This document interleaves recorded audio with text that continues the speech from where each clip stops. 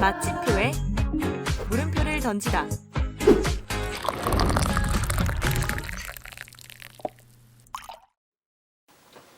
안녕하세요. 건국대학교 철학과 제2대 인권위원회 반우라고 합니다. 저는 위원장 백수와 홍석현입니다. 영상을 시작하기 전에 한 가지 질문 드리고 싶습니다. 선량한 차별주의자에 대해 들어보셨습니까? 나는 평소대로 행동했는데 혹은 선한 의도였는데 결과적으로는 누구를 차별하는 행위를 하거나 폭력적인 언어를 쓰게 될 때 우리는 선량한 차별주의자가 됩니다. 왜 이런 일이 발생할까요? 우리는 모두 성, 장애, 경제적 여건, 국적 등의 사회적 조건이 모두 다릅니다. 다르다는 것 자체에는 문제가 없지만 지금 우리 사회가 조건에 따라 권력의 우위가 생기는 사회라는 지점에서 수많은 문제가 발생합니다. 여성보다는 남성이, 장애인보다는 비장애인이, 학생보다는 교수가, 신입생보다는 고학번 선배에게 더 큰 힘이 있죠. 이러한 사회적인 권력관계를 고착화하거나 확대하여 타인에게 피해를 주는 언행이 곧 차별과 폭력이 되는 것입니다. 술자리에서 교수가 여학생에게 술을 따르라고 권하는 경우를 생각해 봅시다. 구체적인 맥락에 따라 다를 수 있으나 교수와 학생, 남성과 여성이라는 불평등한 권력관계에서 술 따르는 행위를 거절하면 학업적인 불이익이나 신체적 모욕을 주는 방식으로 상대에게 권력의 차이를 확인시키면서 불평등한 지위를 견고하게 만들기 때문에 폭력이 될 수 있겠습니다. 이런 사회에서 우리에게 차별은 너무 자연스럽고 당연하고 언제나 그래왔던 관행처럼 보이기 쉽습니다. 또 늘 그래왔기 때문에 오히려 문제 제기하는 사람을 예민한 사람, 갈등을 만드는 사람 취급하기도 하죠. 하지만 불평등한 사회 구조는 익숙할지언정 절대 옳지 않습니다. 우리는 누군가를 차별하거나 폭력을 휘두르지 않으려면 자신의 지위와 위치를 인지해야 합니다. 이를 알고 우리 공동체 구성원 모두가 동등한 지위와 권리를 누릴 수 있도록 노력해야 합니다. 이번 폭력 예방 교육에서는 프로메테우스 제전을 모두가 함께할 수 있는 공간으로 만들기 위해 온라인 환경에서 일어날 수 있는 성폭력, 성소수자 차별, 장애인 차별의 문제를 짚어보겠습니다. 불평등한 권력 관계에서 발생하는 대표적인 폭력이 성폭력입니다. 성폭력에 침해하는 타인의 권리는 성적 자기결정권입니다. 성적 자기결정권은 성적인 관계 맺음, 성적 행동 등을 포함한 나의 섹슈얼리티를 언제, 어디서, 누구와 어떻게 실천할지를 스스로 결정하고 선택하고 추구할 수 있는 권리입니다. 이 성적 자기결정권을 침해하는 신체, 언어, 심리적 폭력이 성폭력입니다. 중요한 것은 성폭력의 본질은 본인보다 지위가 낮은 사람의 성을 통제하면서 권력관계의 우위를 정하는 것이지 절대 참을 수 없는 성욕이 아니라는 것입니다. 그렇다면 성폭력으로부터 안전한 온라인 공간은 어떻게 만들어질 수 있을까요? 요즘은 학교 생활이 대부분 비대면으로 이루어지기 때문에 온라인상에서의 성폭력 발생 가능성이 높아졌는데요. 이러한 온라인 성폭력은 주로 단체 채팅방, 에브리타임과 같은 온라인 커뮤니티에서 외모 품평, 성희롱 등의 형태로 일어납니다. 그러나 명심할 것은 이러한 온라인 성폭력이 우리끼리 하는 이야기로 소비된다고 하더라도 엄연히 실존하는 개인의 성적 자기결정권을 침해하고 이 과정이 사회적인 권력관계를 이용하는 엄연한 사회적인 폭력이라는 것입니다. 학내 성폭력을 경험했다면 첫째로 철학과 인권위원회에 신고나 상담을, 둘째로 학내 인권센터에 신고하여 도움을 요청할 수 있습니다. 신고 연락처 방법은 자막으로 나가는 다음과 같습니다. 성소수자 차별 역시 이러한 성적 자기결정권의 차원에서 이해할 수 있습니다. 인간은 다양한 모습으로 태어나고 자신을 다양하게 드러내는 존재입니다. 동시에 특정한 역사, 사회구조, 관습, 규범에 의해 특정하게 형성되기도 하고 제약되기도 합니다. 성소수자는 이러한 맥락에서 지배적인 성규범에 어긋나 억압을 마주하는 이들입니다. 이러한 문제의식 속에서 성소수자 차별을 권력의 문제로 한번 바라보고 함께할 수 있는 문화를 만들기 위한 온라인 예절을 살펴보겠습니다. 먼저 성소수자를 농담이나 흥미본위로 다루지 말아야 합니다. 성소수자냐 아니냐의 문제가 정상과 비정상, 안전과 위험 사이에 경계를 긋는 문제가 되는 사회에서 성소수자를 우스갯거리로 삼거나 가십으로 삼는 것은 성소수자 차별이 일어나는 권력 구조를 강화하는 행위입니다. 누군가를 성소수자라고 추측하거나 성소수자라고 까발리는 것은 이러한 권력 구조에서 상대를 취약한 상태로 몰아넣는 것이고, 마찬가지로 성소수자를 신념이나 신앙, 도덕이나 인상의 영역에서 판단하는 것 역시 지양해야 합니다. 몇백 년에 걸쳐 우리의 인식과 문화에 스며든 성소수자 혐오는 오직 우리가 성소수자의 인격과 실존을 인정하고 사실에 근거해 이야기를 나눌 때 이겨낼 수 있습니다. 그럼 어떻게 해야 이런 이야기를 나누는 문화를 만들어갈 수 있을까요? 가급적 성중립적인 호칭과 표현을 사용하고 본인이 원하는 대로 상대를 대하는 게 한 가지 방법이 될 수 있습니다. 생각해보면 꽤 간단한 방법이죠. 성소수자가 여러분 앞에 자신의 모습을 드러내든 아니든, 상대방이 성소수자든 아니든, 문제는 누가 성소수자냐 아니냐 이게 아니라 특정한 표현과 신체만을 정상적이고 바람직하다고 규정하는 성규범입니다. 그렇기 때문에 상대에 맞춰 의사소통에 임하는 것만으로도 더 많은 사람이 함께할 문화를 만들어갈 수 있습니다.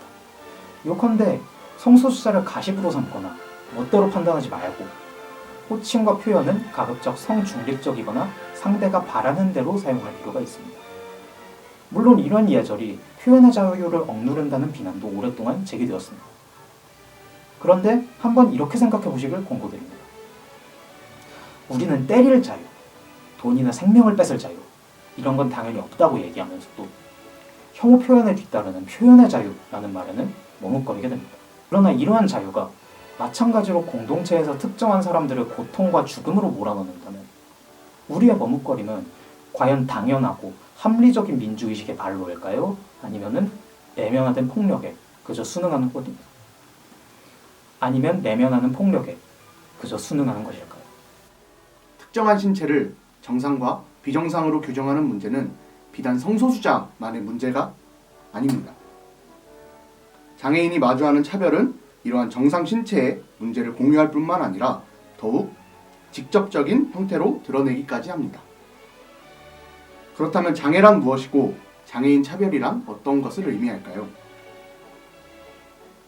흔히 장애는 신체의 손상이나 정신의 손상이 개인의 일상적 생활에 장기적이고 상당한 제약을 초래하는 문제, 즉 개인의 손상에서 기인하는 의료적인 문제로 인식되곤 합니다.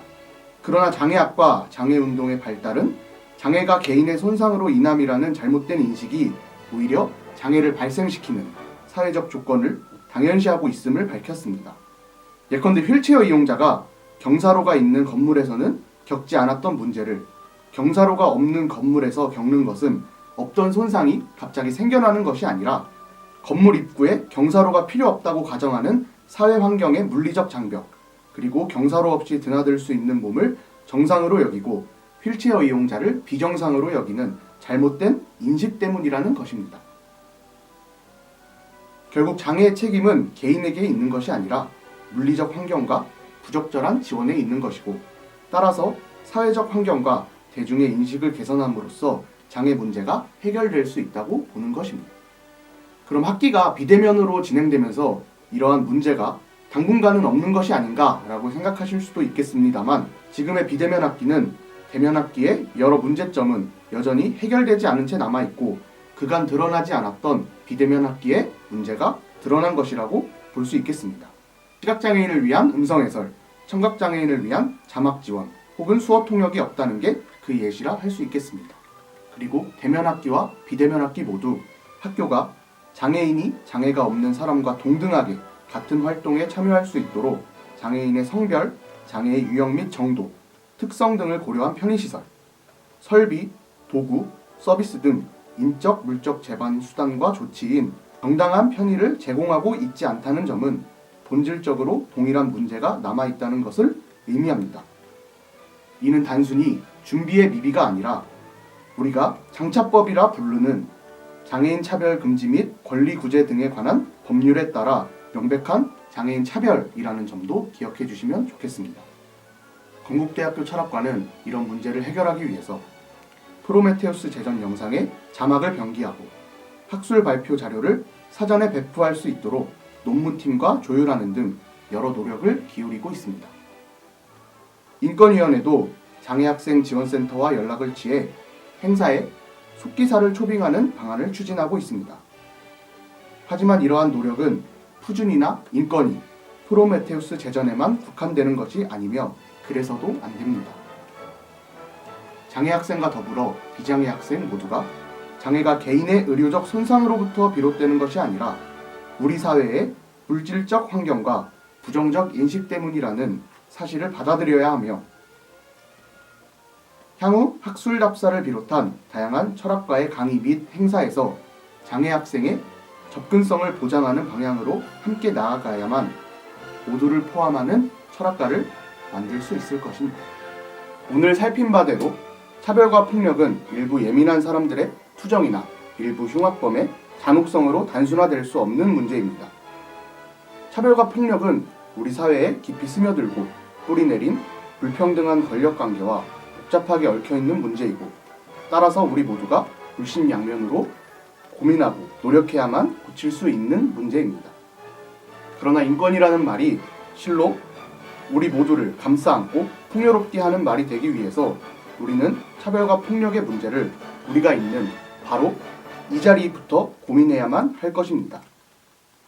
이번 폭력 예방 교육이 우리 모두가 온라인 환경 안팎의 성폭력, 성소수자 차별, 장애인 차별을 고민해보고 모두를 포함하는 인권을 철학할 기회가 되었기를 바랍니다. 여러분 제34회 우리 철학과 프로메테우스 제전을 이렇게 성대하게 치는 것에 대해서 축하하고요. 학술제와 더불어서 문화제 뮤지컬 준비를 하냐고 많이 했었다고 들었습니다. 하여튼 좋은 성과 만들어내서 감사드리고 그것을 모든 과식구들이 함께 했으면 좋겠습니다. 제34회 프로메테우스 제전 미리 생각하는 사람을 올리는 여러분께 진심으로 축하의 말씀을 드리고 수고했다는 말씀을 드립니다. 자랑스럽습니다. 어느 대학 어느 철학과도 하지 못하는 이런 학술제전, 문화제전을 34번째 꾸려오는 여러분들 대단히 자랑스럽습니다. 이번에도 아마도 좋은 내용으로 뮤지컬까지 담아서 푸제 문화제를 하는 것으로 알고 있습니다. 다시 거듭 격려의 말씀을 드리고 자랑스럽다는 말씀을 드립니다. 철학과 화이팅!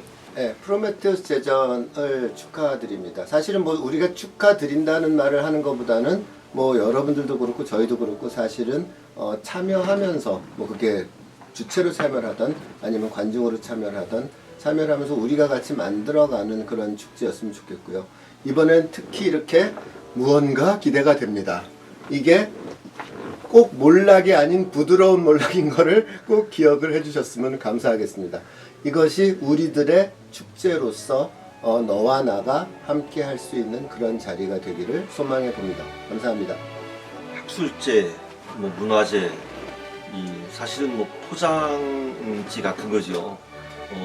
그리고 이제 뭐 수업 시간에도 가끔 얘기했습니다만, 우리 피부라고 하는 것은 우리를 드러내는 어떤 역할을 하기도 하지만 사실은 그 안에 감추고 있는 게 더 많습니다. 그래서 여러분들이 특히 이제 언택트 시절에 이런 어떤 멋진 포장을 해서 또 거르지 않고 또 한 번의 나이테를 34번째 나이테를 만들어 주셨다는 것이 쉽지 않은 일이라는 거 우리 다 기억하고 있습니다. 눈에 드러나지 않는 이 포장의 밑에서 3개월 이상 많은 노력을 해오신 이 문화제 그리고 논문을 쓰고 논평을 해주고 특별 기고를 해주신 모든 분들께 정말 뜨거운 박수를 보냅니다. 이거는 오늘 이렇게 이 포장돼서 이 프로메테우스 34회라는 이거를 만들 때까지 그 저변에서 부글부글 끓었던 여러분들의 열정과 그리고 용기와 그 성실함 그리고 자부심 이런 것들을 다 알고 있으니까 다 담아서 이걸 같이 보겠습니다. 고맙습니다. 여러분들 사랑합니다. 여러분들 반갑습니다. 이 포스터가 참 마음에 드는데 뭐 디자인도 디자인인데 굉장히 의미심장한 화두를 던진 것 같아서 철학이란 게 항상 이제 무언가를 찾아다니는 거잖아요. 정해진 답이 없는 거. 근데 그 작업을 벌써 34년째 우리가 해오고 있는 것 같아요. 그리고 특히 작년부터 코로나로 인해 가지고 만남도 되게 제약되고 학교도 좀 썰렁한데 그 와중에 또 여러분들이 이렇게 뮤지컬도 준비하고 논문 준비도 해가지고 34번째 이렇게 또 이어가게 된 건 너무 구성원으로서 또 학과 교수로서 이렇게 감사드리고 또 너무 하여튼 기분이 참 그래요. 예전부터 있었는데 이게 없어지지 않고 이렇게 이어진다는 것들 자체가 상당히 자랑스럽습니다. 그래서 특별히 이렇게 정지인 학생회장 이하 고생하신 많은 우리 학생 여러분들에게 감사드리고, 여러분들도 좀 이 푸제를 통해서 비록 온라인으로는 아마 이렇게 뜨겁게 열정을 좀 나눌 수 있으면 좋겠고, 내년에는 이제 아마 우리가 오프라인에서 볼 수 있기를 희망합니다. 자, 여러분 화이팅! 안녕하십니까. 프로메테우스 제전의 진정한 주인공인 학우 여러분들, 교수님들, 다시 한번 감사의 인사 말씀을 드리겠습니다.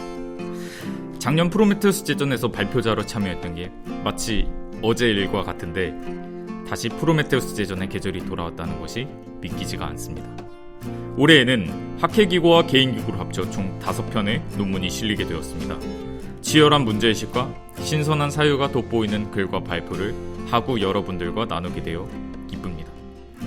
프로메테우스 제전과 학회는 제게 특히나 큰 의미를 가지고 있습니다. 수많은 이들과 함께 공부하며 문제의식을 벼려나가는 시간들, 그리고 안 써지는 글들을 쓰기 위해 밤을 지새웠던 시간들, 그런 시간들이 없었더라면 지금의 저 역시 없었으리라 생각합니다. 그런 만큼 학회장을 처음 맡게 되었을 때 막중한 책임감을 느끼게 된 것은 어쩌면 당연할지도 모릅니다. 코로나가 장기화되고 있는 상황에서 침체되어 가고 있는 학회 활동의 전환점을 마련해야겠다는 생각, 그런 포부도 있었습니다. 악조건 속에서도 스터디와 학회를 이끌어간 반장님들께 늘 감사한 생각이 들면서도 동시에 더 나은 환경을 마련하지 못한 것에 대해 학회장으로서 늘 부채감을 가지고 있기도 합니다. 이번 프로메테우스 제전은 프로메테우스 제전 준비위원회에서 야심차게 준비했습니다. 푸준이를 이끌어오신 역전의 용사 학생회장님과 부회장, 그리고 멋진 푸제를 만들기 위해 실무에 힘써온 기획팀, 홍보팀, 디자인팀, 행정팀, 그리고 발표와 문화제를 준비한 학술팀과 문화제팀, 그리고 더욱 안전한 푸제를 만들기 위해 힘써온 인권위원회, 그리고 항상 뒤에서 물심양면으로 지원해주신 우리 교수님들께 다시 한번 진심으로 감사의 말씀을 드리고 싶습니다. 그럼 프로메테우스 제전이 모두에게 유익하고 행복한 시간이 되기를 바라며 학회장 인사말을 끝맺도록 하겠습니다. 감사합니다.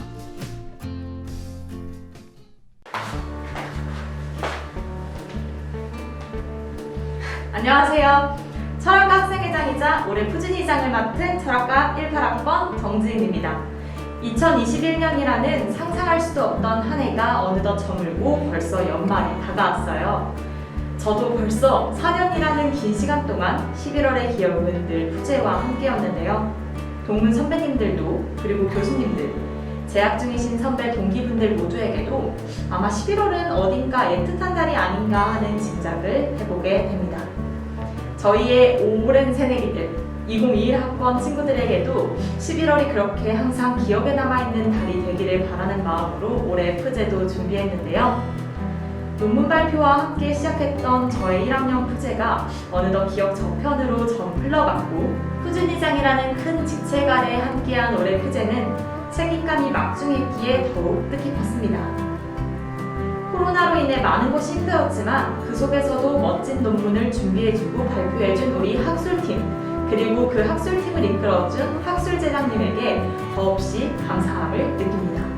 또한 저와 함께 노력해준 우리의 춤춤, 뮤지컬, 글리치 팀 여러분들, 한 분 한 분 이름을 부르지 않아도 제게 여러분이 얼마나 소중한지 다들 아시리라고 이제는 생각합니다.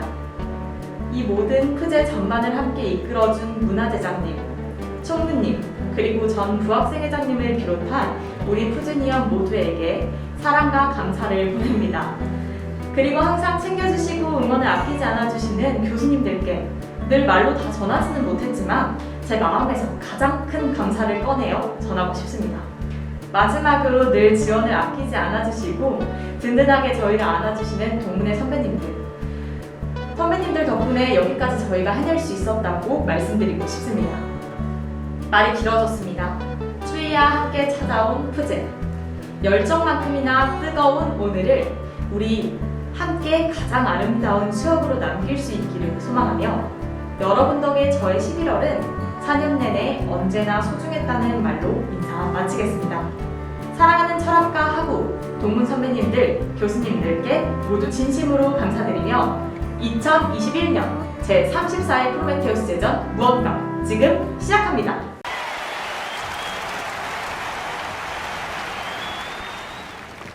T.E. Lawrence, eponymously of Arabia but very much an Englishman, favored pinching a burning match between his fingers to put it out. When asked by his colleague William Potter to reveal his trick, how is it he so effectively extinguished the flame without hurting himself whatsoever, Lawrence just smiled and said, "The trick, Potter, is not minding it hurts." The fire that danced at the end of that match was a gift from the Titan Prometheus, a gift that he stole from the gods when Prometheus was caught and brought to justice for his theft. The gods, well, you might say they overreacted a little. The poor man was tied to a rock as an eagle ripped through his belly and ate his liver over and over, day after day, ad infinitum. All because he gave us fire, our first true piece of technology. Fire. 100,000 BC, stone tools. 4,000 BC, the wheel. 9th century AD, gunpowder. Bit of a game changer, that one. 19th century, Eureka, the light bulb. 20th century, the automobile, television, nuclear weapons, spacecraft, internet. 21st century, biotech, nanotech, fusion and fission and M theory. And that was just the first decade. Which leads to an obvious conclusion. We are the gods now.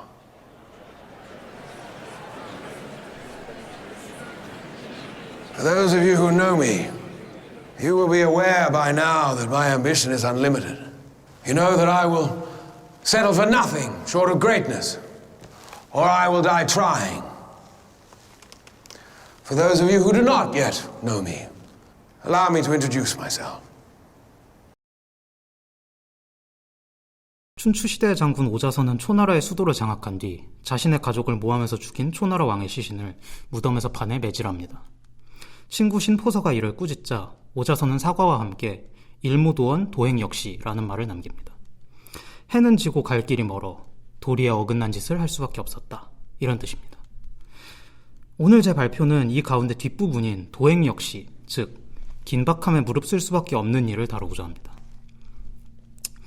기억하시는 분들도 있겠지만 작년 페미니즘 철학 스터디의 새 논문은 일무도원이라는 이름을 통해 다양한 시도를 해보았고 저 역시 트랜스젠더 혁명론이라는 것을 구체화해보고자 다양한 메모와 고민을 적어보았습니다. 하지만 새해가 밝고 선거를 앞두자 유력 정치인들은 앞다투어서 혐오를 과시하였고 이로 인해 이름이 알려진 트랜스젠더만 해도 3분이 목숨을 잃었습니다. 안락하게 고민을 할 시간이 없다는 건 명료했습니다. 모욕과 수탈을 일삼는 혐오 세력의 준동에 맞서 이제는 논의된 연대와 정치를 빠르게 구체화하고 검증해야겠다는 깨달음이 들었습니다. 따라서 이 발표는 미국의 트랜스젠더 문헌 가운데에서도 집단적이고 정치적인 행동을 촉구하는 선언문의 형태를 띤 4종을 고찰합니다. 각각 샌디 스톤이 1987년에 처음 쓴 제국의 역습, 포스트 성저환자 선언, 레슬리 파인버그가 1992년에 발표한 트랜스젠더 해방, 때가 된 움직임, 에미 코야마가 2001년에 쓴 트랜스 페미니스트 선언문, 그리고 줄리아 세라노가 2007년에 발표한 트랜스 여성 선언문입니다. 오늘 발표에서는 4선언문을 통해서 2가지 질문을 던지고자 합니다. 먼저, 트랜스젠더 범주를 어떻게 정의할 것인가? 그리고 둘째, 트랜스젠더는 현대사회에서 어떤 정치적 위치를 점하는가? 이 2가지 질문에 다른 논자들이 제시하는 설명이 일정한 한계를 드러내는 반면 파인버그는 트랜스젠더 운동가이자 막스주의 정당의 활동가로서 일관되고 체계적인 설명을 제시합니다. 이를 통해 막스주의가 트랜스젠더 연대와 정치에 갖는 유효성을 조명하는 것이 오늘 제 발표의 목표입니다. 그럼 먼저 첫 번째 질문, 트랜스젠더 범주를 어떻게 정의할 것인가를 살펴보겠습니다. 한국 사회에서도 이제 성소수자 가시화가 많이 이루어져서 트랜스젠더가 그렇게 생소한 말은 아니게 됐습니다. 그런데 이런 인식과 별개로 트랜스젠더라는 단어를 간단히 정의하는 건 어려운 일입니다. 한편으로는 사람들이 흔히 떠올리는 지정된 성별의 반대성으로 나아가는 이들이 있죠. 그런데 다른 한편에는 90년대부터 트랜스젠더라는 단어가 사용된 포괄적인 의미, 지정된 성별은 물론 성별이분법까지 벗어나는 이들이라는 의미도 있습니다. 즉, 트랜스젠더라는 단어가 전자의 방식으로 사용되면 남성에서 여성으로, 여성에서 남성으로 라고 하는 잘 알려진 의미로 환기하지만 후자의 방식으로 사용되면 논바이너리, 뉴트로이스처럼 스스로를 남성이나 여성으로 정의하지 않거나 젠더 플루이드처럼 정의하더라도 상당히 유동적으로 정의하는 이들도 포함하게 된다는 거죠. 요컨대 트랜스젠더라는 말에는 남성, 여성이라는 성별 이분법 내를 오가는 좁은 의미와 성별 이분법을 뚫고 드나드는 넓은 의미가 혼재되어 있다는 겁니다. 하지만 두 의미 사이의 이러한 간극은 트랜스젠더 이론가들에게도 난제였습니다. 코야마는 넓은 의미로 트랜스를 정의하며 글을 열지만 결국 선언문의 편의상 좁은 의미에 집중합니다. 세라노는 아예 글의 서두부터 자신의 논의 대상을 트랜스 여성으로 제안하고요. 그런데 의외로 넷 가운데 가장 처음으로 글을 썼던 스톤은 여기에 획기적인 분석을 제시합니다. 넓은 의미의 트랜스, 그러니까 협소하고 상반되게 규정된 연함 규범을 벗어나는 여러 실천과 정체성은 1960년대 후반에 의학계가 성전환증이라고 하는 진단범주를 만들어내면서 좁은 의미의 트랜스, 남성, 여성 사이에서만 이동하는 성전환자들로 제한되었다는 거죠. 이 과정은 트랜스젠더의 경험에서 직접적이고 내밀하게 드러납니다. 성전환증이라고 하는 진단범주를 체계화한 스탠포드 대학은 아예 의료진이 갖고 있던 성별 규범에 맞는 후보를 물색하였고 매력학원 등을 열어서 가르치기까지 했습니다. 스톤의 요지는 다양한 유형의 트랜스젠더가 이렇듯 좁은 성전환자 진단범주로 제한되었는데 의료적 조치를 절실히 필요로 한 트랜스젠더 당사자들이 이를 어쩔 수 없이 받아들이면서 반대되는 이야기를 세우는 게 불가능해졌다는 겁니다. 그래서 남성 중심적 젠더 규범을 강화하려는 의료계, 그리고 이에 반발하는 일군의 분리주의 페미니스트들, 이 둘이 각각 트랜스젠더를 환자 그리고 첩자로 싸잡고 있는데 정작 트랜스젠더 당사자들은 의료 조치가 절실하게 필요하니까 이러한 모욕과 억압을 불편하더라도 안고 갈 수밖에 없었다는 거죠. 하지만 스톤의 주장에도 명확한 한계가 있습니다. 첫째로 논의가 MTF, 그러니까 지정된 성별이 남성인데 자신을 여성으로 정체화하고 그에 따른 실천을 하는 사람들에게 제한되어 있습니다. 이건 코야마와 세라노도 공유하는 지점이죠. 그리고 둘째로 스톤은 어디까지나 의료 권력, 분리주의 페미니스트, 성전환자 당사자 집단이라고 하는 세 집단 사이에서 성전환자가 어떻게 규정되었고 무슨 의미를 지니느냐를 분석하고 있습니다. 따라서 세 집단이 그 외의 사회와 어떻게 엮여 있는지 이 부분은 암시되는 정도에 그치게 되죠. 스톤은 신자유주의, 세계화 등을 말하고 있지만 크게 유의미한 내용은 설명되지 않습니다. 따라서 스톤의 분석은 좁은 의미의 트랜스젠더를 더 넓은 사회적 맥락에서 사유할 단초를 열어주지만 넓은 의미의 트랜스젠더를 설명하기에는 아직 턱없이 부족하다고 할 수 있겠습니다. 한편 파인버그는 막스주의의 역사 철학인 역사적 유물론에 기초해서 트랜스젠더 범주를 넓은 의미의 역사적 맥락에서 설명합니다.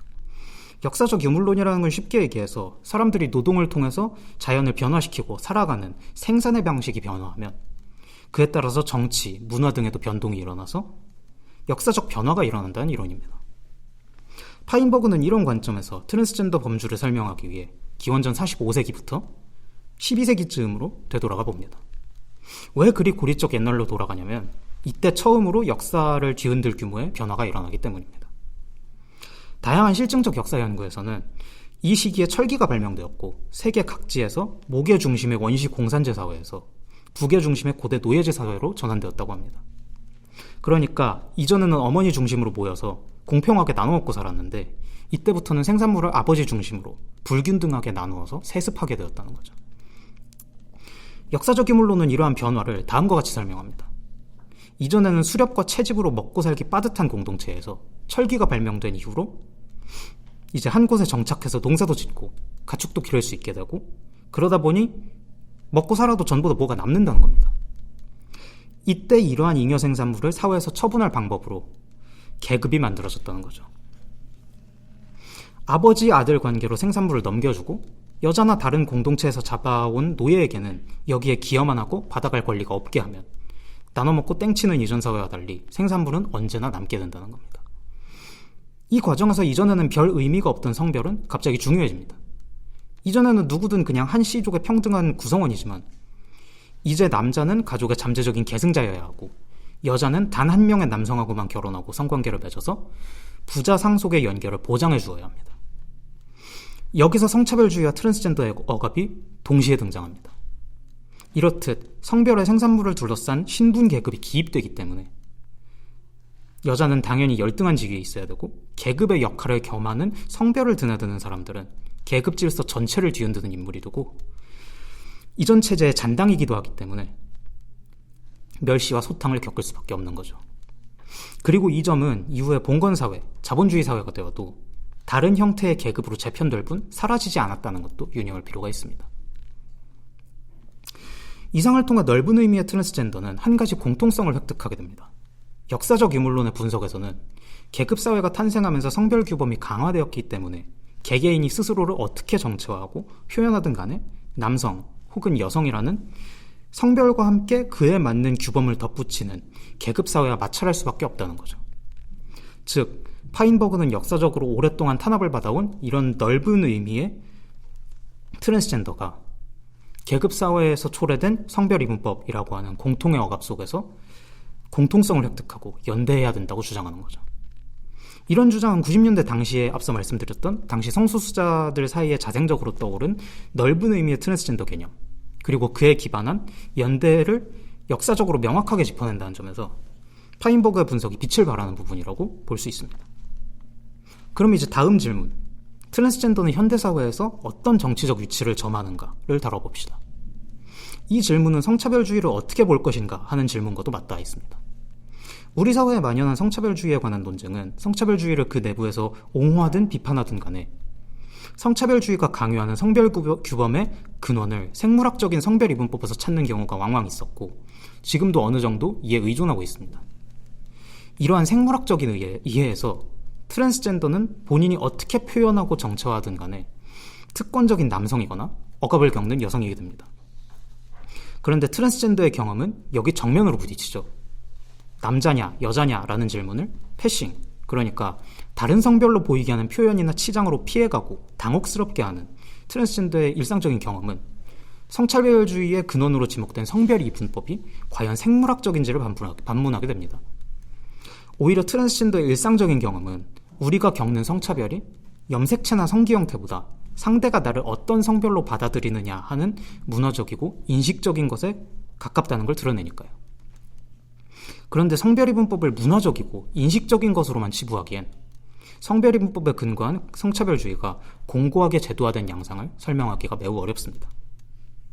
이런 맥락에서 트랜스젠더가 현대사회에서 어떤 정치적 위치를 점하냐는 질문은 성별이분법의 문화적인 성격을 환기하는 동시에 성차별주의의 물질적이고 제도적인 근원을 새로이 규명해야만 대답할 수 있는 것입니다. 즉, 트랜스젠더의 정치적인 위치는 성차별주의, 그리고 거기 맞서는 해법까지 새로 제시하지 않으면 이전처럼 호도될 수밖에 없는 난제인 거죠. 그리고 여기서 앞선 논자들이 다시금 좌절을 맛보게 됩니다. 스톤은 앞서 말했듯 집단으로서 MTF 성전환자 당사자들이 성전환증 진단 범주에 순응해 절실히 필요한 의료적 조치를 얻는 타협을 볼 수 있었다고 정리합니다. 그러나 그 대가로 이들은 자신의 인생을 남성 중심적인 성별 규범에 맞게 편집하고 그 뒤로 숨는 패싱 행위를 계속해야만 하는 굴레에 놓이게 되죠. 따라서 스톤은 성전환증, 성전환자라는 틀을 깨고 패싱을 그만두고 자신의 인생을 자신이 느끼는 대로 서술할 것을 요청합니다.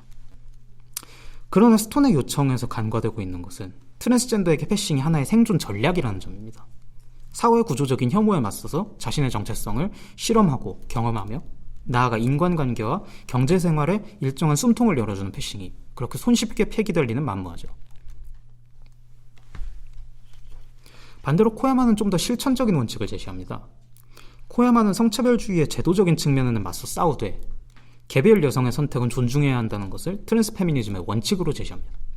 또 코야마는 성차별주의적인 사회에서 남성의 성별을 지정받은 트랜스 여성들이 성장과 생활 속에서 남성으로 통용되면서 겪은 특권도 분명 존재한다고 인정합니다.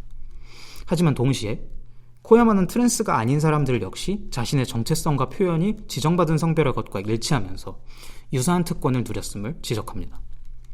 이를 통해서 코야마가 제안하는 것은 서로가 지닌 특권에 대해서 명확하게 인식하고 트랜스 및 비트랜스 여성을 중심으로 성차별주의와 트랜스 혐오를 연장선에서 사유할 수 있는 연대로서 트랜스 페미니즘을 실천으로 옮기자는 것이죠.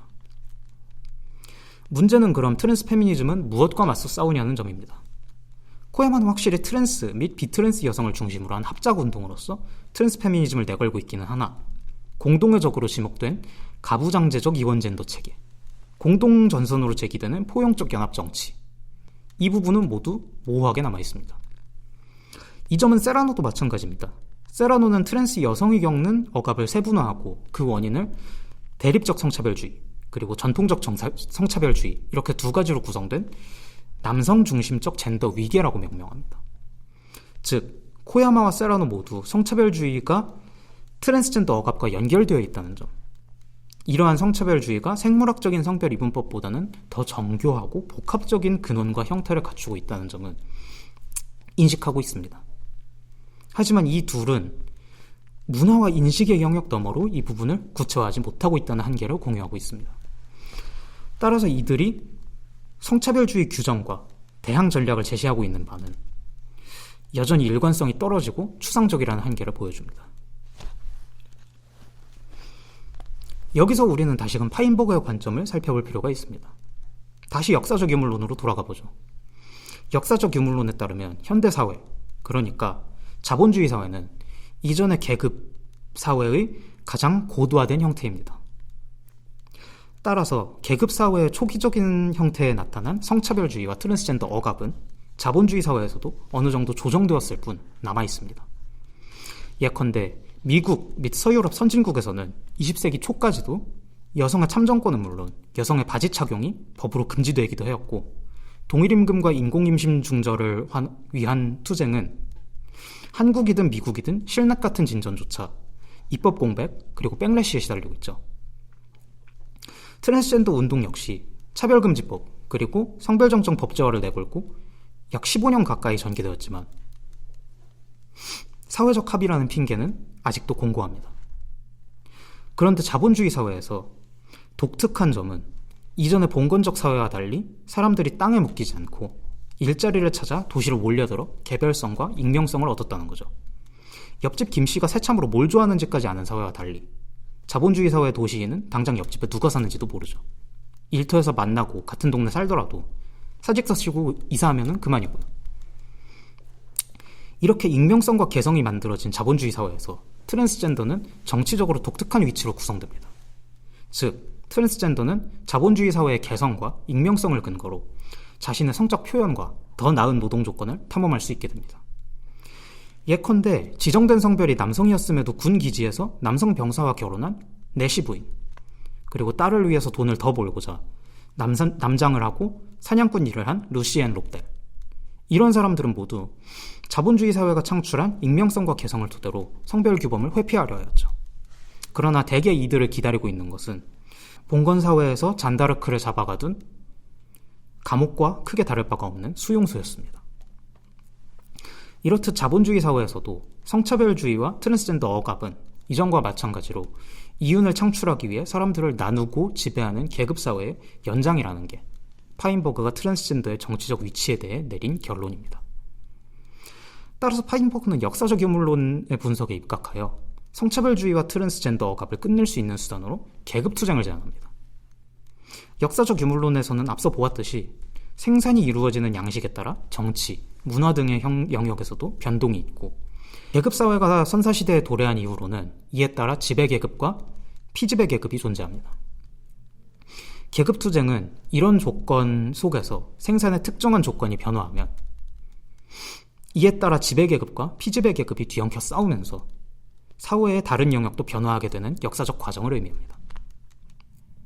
예컨대 소작농의 착취로 성립하던 봉건사회에서 대량 생산이 점차 가능해지자 소작에 기반한 봉건귀족과 대량 생산에 기반한 자본가가 맞붙었고 결국 자본가의 승리로 세상의 질서는 애초에 불평등한 왕정이나 귀족정에서 표면적으로는 평등하되 돈 많은 사람이 유리한 자본주의로 변화하였죠.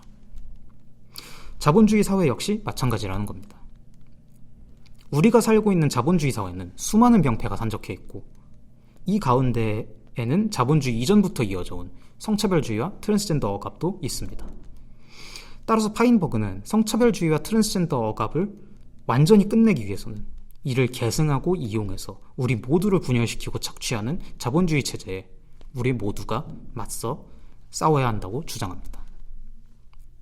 앞서 말했듯 역사적 유물론에서는 자본주의가 계급사회의 가장 발전된 형태니까 이에 맞선 계급투쟁에 우리가 함께 임한다면 지금껏 살아남은 모든 억압에 종지부를 찍을 수 있다는 거죠. 물론 파인버그의 계급투쟁론에도 몇 가지 허점이 있긴 합니다. 무엇보다도 파인버그가 읽기 쉽게 사례중심적으로 글을 쓰다 보니 개념적인 이론화를 하지 못한 게 크죠. 하지만 이를 감안하고 보더라도 파인버그의 계급투쟁론은 자본주의 사회에서 트랜스젠더 억압이 본질적인 이유를 명확하게 제시하지 않았다는 점이 아쉽습니다. 앞서 봤듯이 파인버그는 역사적 유물론에 따라서 성차별주의와 트랜스젠더 억압의 물질적이고 제도적인 기초와 동력이 자본주의에 있다고 주장하는데요. 그럼 그게 구체적으로 어떤 내적인 필연성을 가지고 일어나는지는 잘 설명하지 않습니다. 이 점은 오히려 파인버그의 영향을 강하게 받은 후대 논자인 로라 마일스, 이 사람이 가장 정확하게 정리합니다. 마일스는 자본주의 사회에서 자본가들이 노동자를 착취하기 위해 노동자들을 필요 이상으로 늘릴 필요가 있는데 이를 위해서 알아서 애를 낳고 기르는 정상가족 이데올로기를 강화하고 이에 따르지 않는 성소수자는 필연적으로 공격을 받게 된다고 정리하거든요. 그러나 이런 한계를 감안하더라도 파인버그의 글 트랜스젠더 해방은 다른 논자들이 구체화하지 못하는 질문에 일관되고 구체적으로 답을 주고 있습니다. 파인버그의 막스주의적 접근이 트랜스젠더 문제에 필요한 연대와 정치를 구축하는 데 상당히 유효하다는 말이죠. 물론 이렇게 반문하시는 분들도 있을 겁니다. 왜 하필 이제 와서 막스주의냐? 실제로 각국의 사회주의 전통에서 여성운동과 성소수자 운동이 부차적인 취급을 받은 전례도 심심찮게 있었고 최근에는 상호교차성이라는 분석 틀에 입각한 여러 사회운동의 연대가 그 대안으로 떠오르고 있으니까요.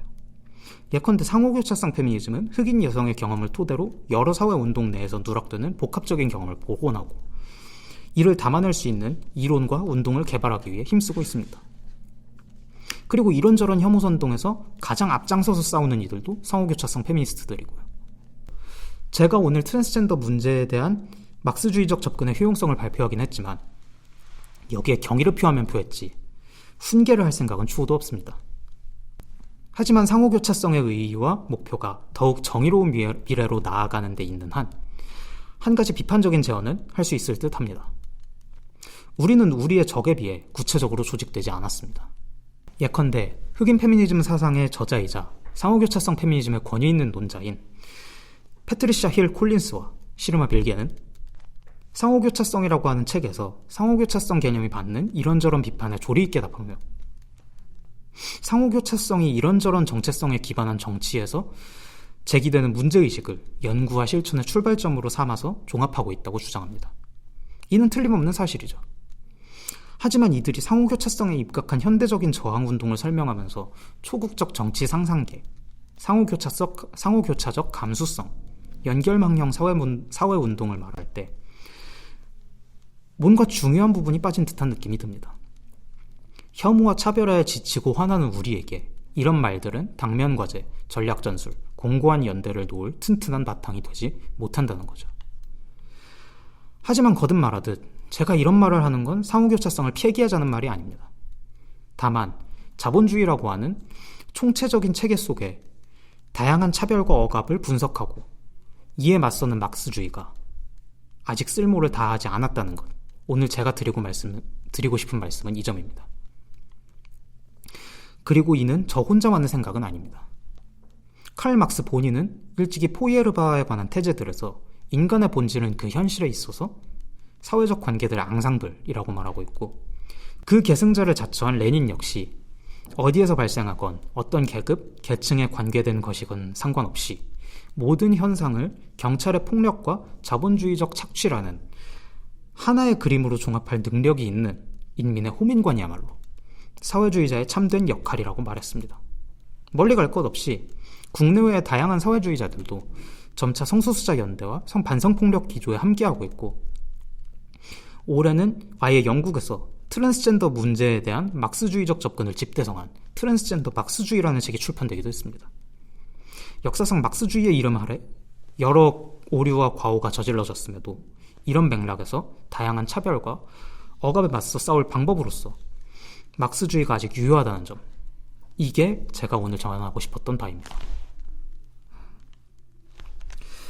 발표는 이만 마치고 이제는 마지막 프로메테우스 제전을 보내는 일개 학생으로서 잠시 넋두리를 하고자 합니다. 2016년에 그런데 내가 굳이 왜 가냐고 떼를 쓰다가 출석 때문에 어쩔 수 없이 갔던 첫 푸제부터 좋아하는 게임 이야기로 첫 개인 발표를 한 2018년 푸제, 첫 온라인 발표이자 처음으로 제 정체성과 긴밀히 연결된 발표를 한 작년 푸제, 그리고 처음으로 이렇게 대본이라는 걸 써본 이번 푸제까지, 푸제는 제게 철학과 생활의 준거점이 되어준 곳입니다. 제 삶에 차분한 사유의 힘이 필요하다고 느낀 이래 철학은 언제나 강력한 무기가 되어주었습니다. 그리고 프로메테우스 제전은 이를 검증하는 공간이 되어주었습니다. 푸제에서 익힌 철학함은 공부뿐만 아니라 인권위원회와 같은 실천의 영역, 또 제 자신의 정체성과 같은 내밀한 영역에서도 제게 큰 도움을 주었고, 친구와 진심으로 호흡을 나눌 기회도 열어주었습니다. 푸제, 그리고 가능하면 페미니즘 철학반과 인권위원회가 여러분에게도 그런 공간이 되었으면 좋겠습니다. 이제 저는 퇴장할 때가 된 듯합니다. 긴 발표 들어주셔서 감사합니다.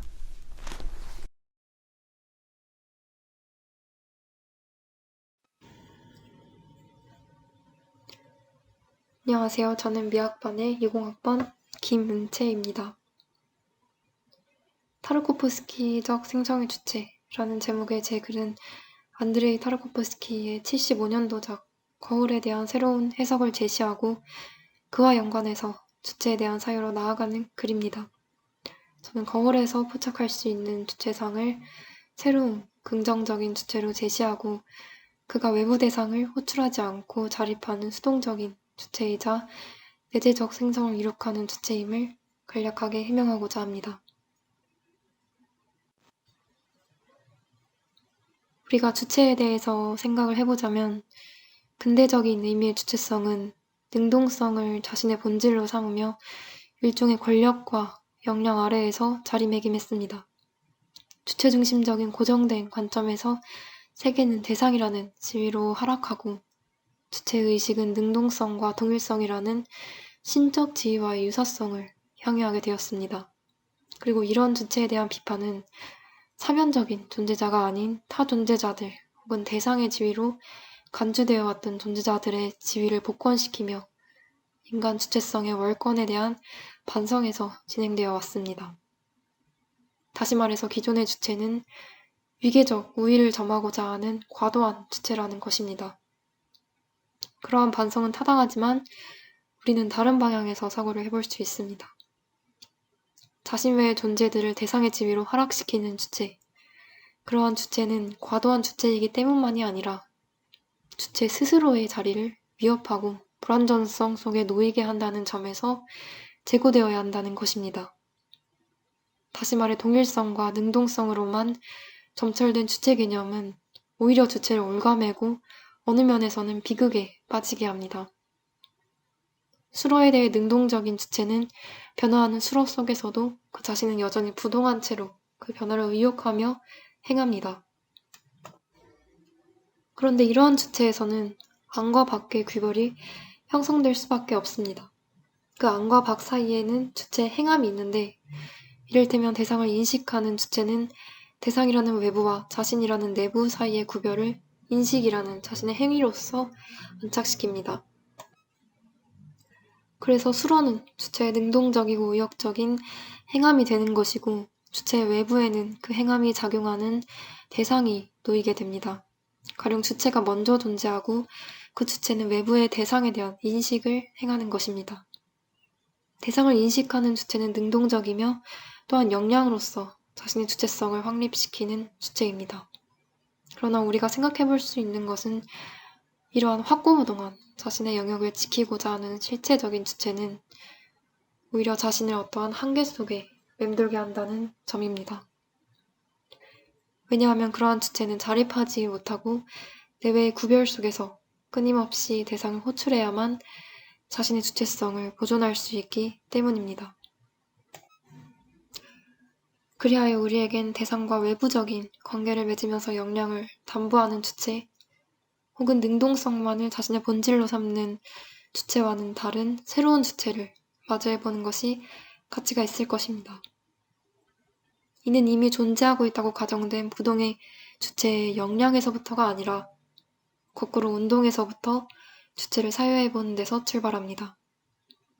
또한 개념 내부에서만이 아니라 개념의 그물망에 담기지 않는 실제들에서 주체 개념의 사유를 시작해보는 데서 출발합니다. 이것은 미학적인 측면이라고 볼 수 있겠습니다. 우리가 주체 개념을 사유하든 다른 것들을 사유하든 순수 형이상학적인 체계 내에서만 사유를 행해야 한다는 것에 대한 강박에서 벗어나서 형이상학적 탐구로 나아가는 여정, 혹은 적어도 그 초입에서 미학적인 길을 경유하는 것의 가치를 제고해 볼 수 있습니다.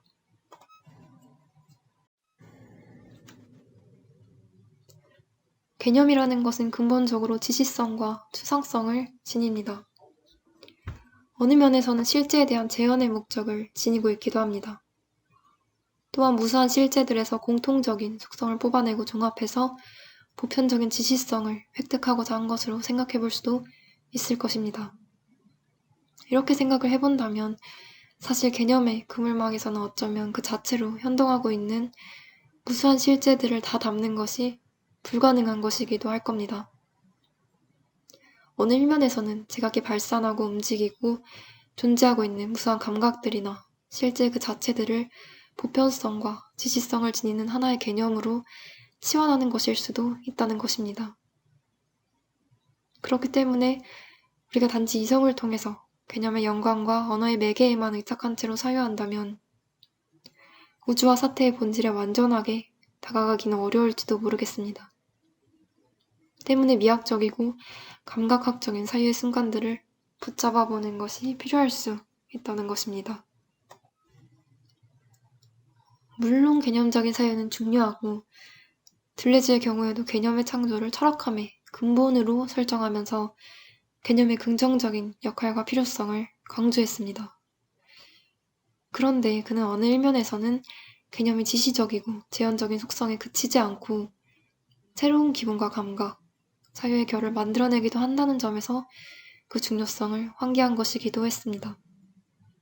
다시 말해 개념은 등가적 상징이며 교환의 그물 체계의 것이기도 하지만 그보다 개념은 우리가 물질적으로 보지 못했던 것들로 우리를 이끌고 이성뿐만 아니라 감각의 장을 건드리고 열리게 하며 변하게 하는 힘도 가지고 있습니다. 이로부터 우리는 개념의 미학적이고 감각학적인 면모로도 나아갈 수가 있을 겁니다. 여기서 우리의 미학은 기존의 미학과 달리 새로운 지점을 바라보고 있기도 합니다. 들레즈에게 있어 철학의 본질은 철학이 무엇인가가 아니라 그 생성의 힘에서 찾아지는 것으로 여겨졌듯이 우리의 미학도 더 이상 고대 그리스에서 발원한 고전적인 탐구에 따라 예술이 무엇인지 미가 무엇인지를 정의하는 학문에 머무르지 않을 것입니다. 다시 말해서 미학은 더 이상 미가 무엇인가라는 정의의 문제가 아니라 우리가 마주하는 아름다움이라는 사건의 생성적인 힘에서 그 본질을 정초할 것입니다. 따라서 미학적인 사유라 함은 아름다움과 추함, 기이함 등의 우리가 맞닥뜨리는 무수한 감각들에서 출발하는 사유라고 할 것입니다. 그래서 우리는 주체를 사유함에 있어서 또한 미학적인 사유의 길을 거쳐보고자 합니다.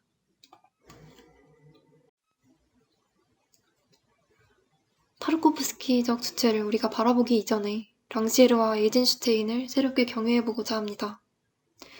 자크 랑시에르가 모더니즘 예술을 비판했을 때 그 비판은 적절한 시대에 등장한 비판이었을 뿐만 아니라 탁월한 비판이었다고 할 수가 있을 겁니다.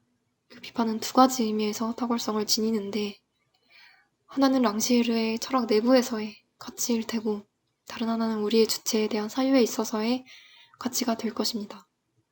첫 번째는 랑시에르의 자신의 가장 중요한 과제 중에 하나였던 정치론에서 미학적인 조석 또한 그 정치학과 합일시키며 자신의 사상 전반의 통일성을 구축하는 데 성공했다는 점인데 이는 그의 미학적 비판이 궁극적으로 관객의 자립성을 겨냥하는 지점에서 완성되었습니다. 랑시에르가 과학성을 자처하는 정통 막스주의 혹은 알티세르 같은 자들의 거리를 두면서 알의 문제가 아니라 감각의 문제에서 시작해야 한다는 방향을 보여주었던 것이나 혹은 무제한 스승을 얘기하면서 스승과 제자 사이의 유언적인 항행 구도와 그 속성의 고정성을 무화시키고자 했던 점, 그리고 예술가와 관객의 논의에서 예술가의 의도가 관객에게 그대로 전달된다는 동일성의 논리를 파괴한 것, 모두 같은 맥락 속에 기입될 수 있을 것입니다. 이것은 수동적인 위치에 놓인 것처럼 보였던 자리들의 능동성을 부여하는 것의 일환입니다. 이를테면 능동적인 예술가와 그의 작품을 받아들이는 수동적인 관객, 또는 능동적인 스승과 그가 가르치는 것을 받아들이는 수동적인 제자의 구도는 타파되어야 한다는 것입니다. 이것은 또한 원인과 결과 사이의 명증성에 대한 믿음을 해체시키는 절단의 논리입니다. 이를테면 학생은 스승에게서 스승이 가르치고자 하는 것만이 아니라 스승 본인도 알지 못했고 또는 의도하지 않았던 어떤 것들을 배운다는 것입니다. 극작가나 연출가 또한 관객이 이러한 것을 보고 저러한 것을 느끼고 이러한 것을 이해하고 그로부터 저러한 결론을 끌어내기를 바랄지 모르지만 관객은 연출가가 의도하지 않은 전혀 상이하고 독자적인 감각과 결론에 도달한다는 것입니다. 그래서 요컨대 절단의 논리는 해방의 논리입니다. 다시 말해 이 논리 안에서 관객은 능동성을 지니게 되고 자립적인 힘을 지니게 됩니다. 그런데 여기서 우리가 조금 다른 방향으로 생각을 해볼 수 있을 것입니다. 의도와 결과의 연결을 파괴하는 절단의 논리는 예술가에 대해 수동적인 존재로 전락했던 자들에 대해 그 지위를 주목하며 격상시키는 논리이자 동시에 예술가의 지위를 하락을 예견하는 것이기도 할 겁니다. 여기서 예술가는 자신의 주체성을 관객에 대해서 성립시키는 존재입니다. 다시 말해서 예술가는 자신의 의도를 작품이라는 매개를 통해서 관객에게 실현을 시키고자 하기 때문에 객체에 대해 어떤 권력을 행사할 수 있는 주체처럼 보이지만 실상 어떤 무력함 속에 있다는 것입니다. 왜냐하면 여기서 작품은 예술가의 의도가 실현되는 장이 아니라 제3의 것으로 자리 잡기 때문이고 그래서 주체는 대상에 대한 자신의 역량으로서 주체성을 실현시키고자 할 때 그것은 필연적으로 어떤 미끄러짐을 수반할 것입니다. 요컨대 대상을 필요로 하고 대상과의 외부적인 관계를 통해서 주체성을 확립하고 긍정하고자 하는 주체는 무력감에 맞닥뜨리게 될 수밖에 없다는 것입니다. 그래서 이러한 주체 흔들림은 우리로 하여금 새로운 주체를 모색해보게끔 합니다. 이 시점에서 우리가 에이젠슈테인과 타르코프스키를 바라보아야 할 것입니다. 에이젠슈테인은 누구보다 동시대적인 예술가라고 할 수 있을 텐데 그는 푸드푸킨의 몽타주 이론을 인계받았으나 1920년대를 기점으로 자신만의 체계를 발전시키면서 비상한 경지에 다다랐습니다. 푸드푸킨의 탁월함이라고 한다면 영화의 핵심은 촬영과 쇼트 내부를 넘어서 쇼트와 쇼트 사이의 접합, 다시 말해 편집에서 그 무궁한 가능성이 정초될 수 있다는 것을 입증한 데 있을 겁니다. 그런데 에이젠슈테인은 여기서 더 나아가 자신의 몽타주로 하여금 관객을 특정한 감각이나 관념으로 인도하는 역할을 하기를 기대합니다. 그가 시간의 배움을 통한 감각의 추동이라는 영화의 4차원적 가능성, 그리고 감각을 넘어서 어떠한 관념에 이르게 하는 영화의 5차원적 가능성을 얘기한 것에서 드러납니다. 그의 작업은 예를 들면 어느 지점에서는 짧게 끊어지는 쇼트들의 충돌로 인해 긴장을 느끼고 또 다른 지점에서는 특정 몽타주로 인해 반혁명주의자들의 장악에 정치적 회의를 품게 되기를 기대한다는 것입니다. 우리는 에이젠슈테인적 주체를 더 이상 월권적인 주체로 보지 않습니다. 다시 말해 기존의 비판들처럼 자신 외의 타 존재들의 능동성과 주체성을 억압하는 주체로 보지 않습니다. 우리는 그를 다만 대상과의 관계에서 어떤 무력감을 마주할 수밖에 없는 주체에 긍정적인 영향을 희망하지만 그것을 부여잡지 못하는 주체로 봅니다. 랑시에르의 논의에 따른다면 그가 자신의 주체성을 실현하기 위해 의도한 목적과 고안한 장치들이 자신의 주체성 실현을 완성시켜줄 관객에게 그대로 인계되지 않을 것이기 때문입니다. 그럼에도 불구하고 그는 작품 속에 자신의 존재의 터전을 마련함에 있어 관객이라는 타자를 절대적으로 호명합니다. 그 주체는 그가 종속시키는 객체와 완전히 마찬가지로 종속되어 있으며 제한되어 있습니다. 그 종속과 제한은 자신이 권력을 희망하는 데서, 즉 객체에 대하여 자신의 주체성을 실현시키고자 하는 데서 옵니다. 요컨대 그런 주체는 자립하지 못합니다. 자신의 주체성을 객체에 대하여 성립시키고자 하는, 다시 말해 외부적 관계에 의탁한 주체성 확립은 주체를 자립하지 못하게 하며 어떤 무력감 속에 맴돌게 합니다. 들레지의 논의처럼 사이를 대상 사이의 외부적 관계로서 사유한다면 그것은 필연적으로 부정으로 귀착될 수밖에 없듯이 대상과의 외부적 관계에 의거해 구축된 주체성은 필연적으로 긍정에 도달할 수 없습니다. 타르코프스키는 에이젠슈테인을 비롯한 당대의 몽타주 작가들을 비판했었죠. 예술적 형상이 결코 어떤 영상작용을 유발하고자 하는 목적을 지니는 것은 오히려 진실과 실제적인 운동에 가닿지 못한다는 이야기를 했고, 그와 함께 강조된 의미의 설명은 관객들에게 관념의 틀을 만들어주고 이 틀을 벗어날 경우 단지 공허함만이 가득 차게 된다는 이야기도 했습니다. 또한 중요한 것은 형상을 인지하는 수용자들이 아니고 형상 창조에 가담하는 예술가 자체이다 라고도 비판을 했었습니다. 다시 말하자면 예술가가 관객에 대해서만 자신의 주체성을 존속할 수 있는 것이 아니라 자립적으로 유지해야 한다는 것입니다. 또한 어떠한 연상작용을 유발하고자 하는 목적을 지니면 안 된다는 것은 주체가 대상에 대해 자신의 어떤 능동성을 행사함에 대한 겁으로 읽히기도 하며, 이것은 곧 능동성이 아니라 수동성에 대한 생각을 우리로 이끕니다. 주체의 한계와 종속은 안과 밖, 주체와 객체 사이의 분별과 구도 속에서 탄생합니다. 타르코프스키의 체계 전체, 그리고 타르코프스키 그 자체가 75년도 작품 거울에 자신의 모습을 거울에 비춰보듯 온전히 반사하고 담아내고 있기에 거울에서 드러나는 주체의 운동의 모습을 따라가 볼 필요가 있을 것입니다. 그리하여 우리의 새로운 주체는 거울적 주체에서 그 단초를 마련해 볼 수 있습니다. 1975년도 작품인 거울은 타르코프스키의 작품들 중에서도 가장 비선형적인 이야기의 흐름을 가지고 있습니다. 일반적으로 서사는 한 방향으로 흐르는 시간의 흐름을 구축하지만 거울에서는 서로 이어지지 않는 이야기와 전혀 다른 시기, 그리고 여러 인물들의 관점과 상황들이 균일한 흐름 안에 배치되어 있지 않습니다. 모든 것은 마치 실타래가 엉켜있는 것처럼 선형적 흐름이나 하나의 중심이 부재한 상태로 던져져 있는 듯 보입니다. 주인공의 어렸을 때, 그리고 어렸을 때의 어머니, 그리고 현재의 늙은 어머니, 젊었을 때의 어머니의 모습과 닮은 현재의 아내, 자신의 어렸을 때 모습과 닮은 현재 자신의 아들, 모든 시점들이 섞이고 동떨어진 상이한 계열들이 서로를 찌릅니다. 이는 탈서사적으로 여겨지고 또한 흐르는 시간에서 벗어나 있는 것으로 여겨지기도 합니다. 그런데 우리가 시간을 모든 현상 일반의 선험적인 형식적 조건이자 내감의 형식으로 이해한다면 결국 타르코프스키의 시간을 절대적 주관성의 영역으로 연결시킬 수 있을 것입니다.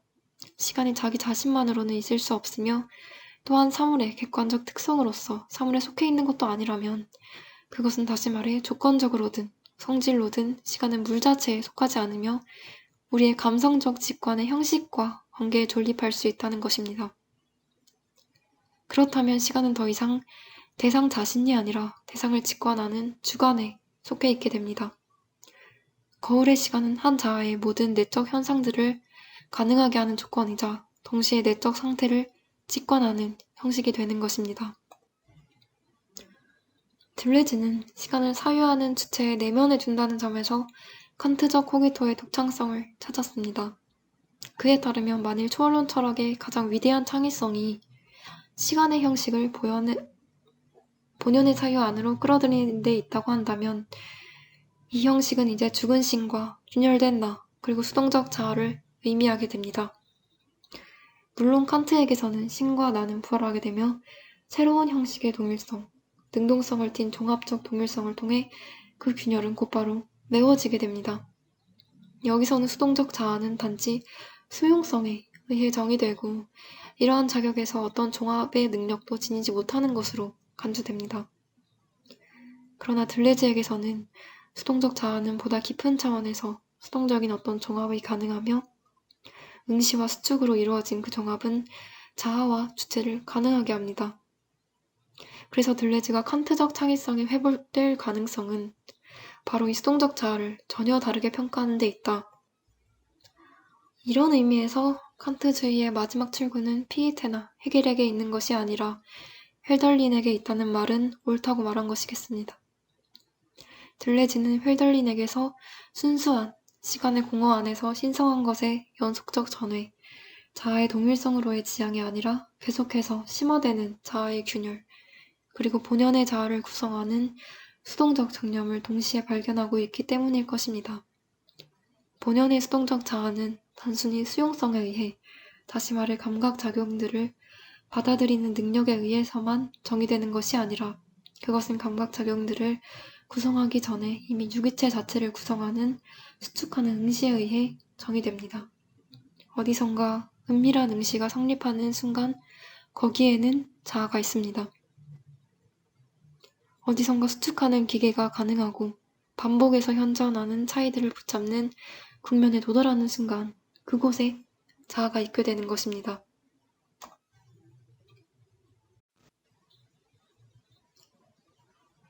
거울은 외부로 눈을 돌리지 않고 자아의 세계 내부로 깊숙이 함몰되어 진행해 나가는 주체의 내재적인 운동을 보여주고 있습니다.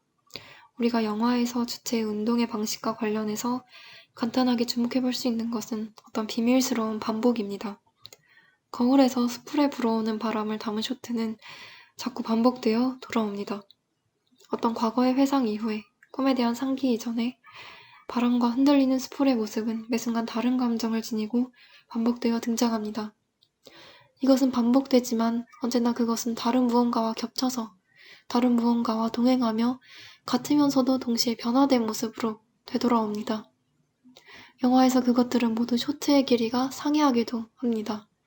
어느 순간에는 바람이 불어오다가 갑자기 그쳐버리는 짧은 쇼트이고 어떤 때에는 바람이 부는 것이 멈추지 않고 나무 의자 위에 놓여있던 물건들을 넘어뜨리는 데까지 가는 긴 쇼트로 나타나죠.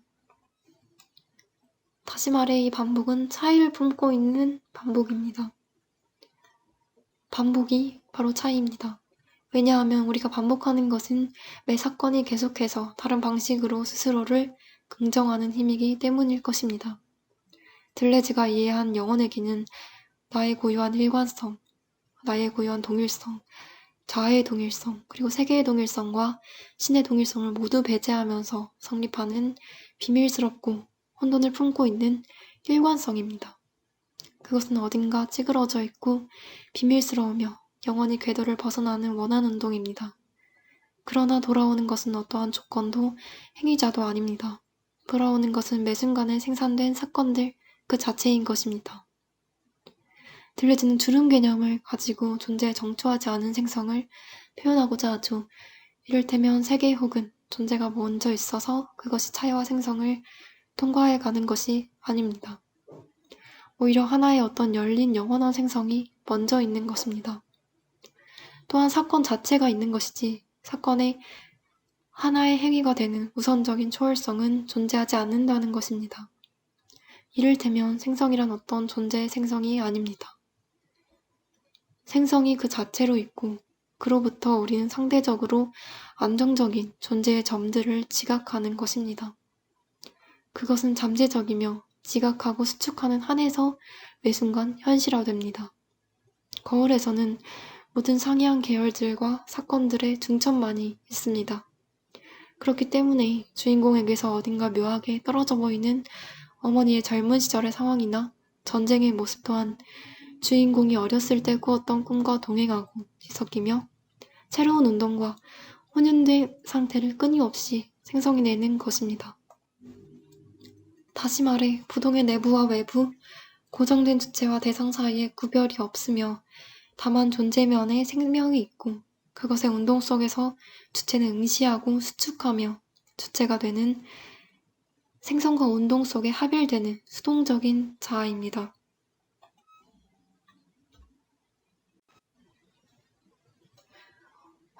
우리가 앞서 대상과의 외부적 관계를 통한 주체성의 확립은 필연적으로 주체를 어떤 무력감 속에 놓이게 한다고 언급했는데 그렇기 때문에 우리는 반복되는 차이에 대한 운동 또한 다시 사유해볼 필요가 있을 것입니다.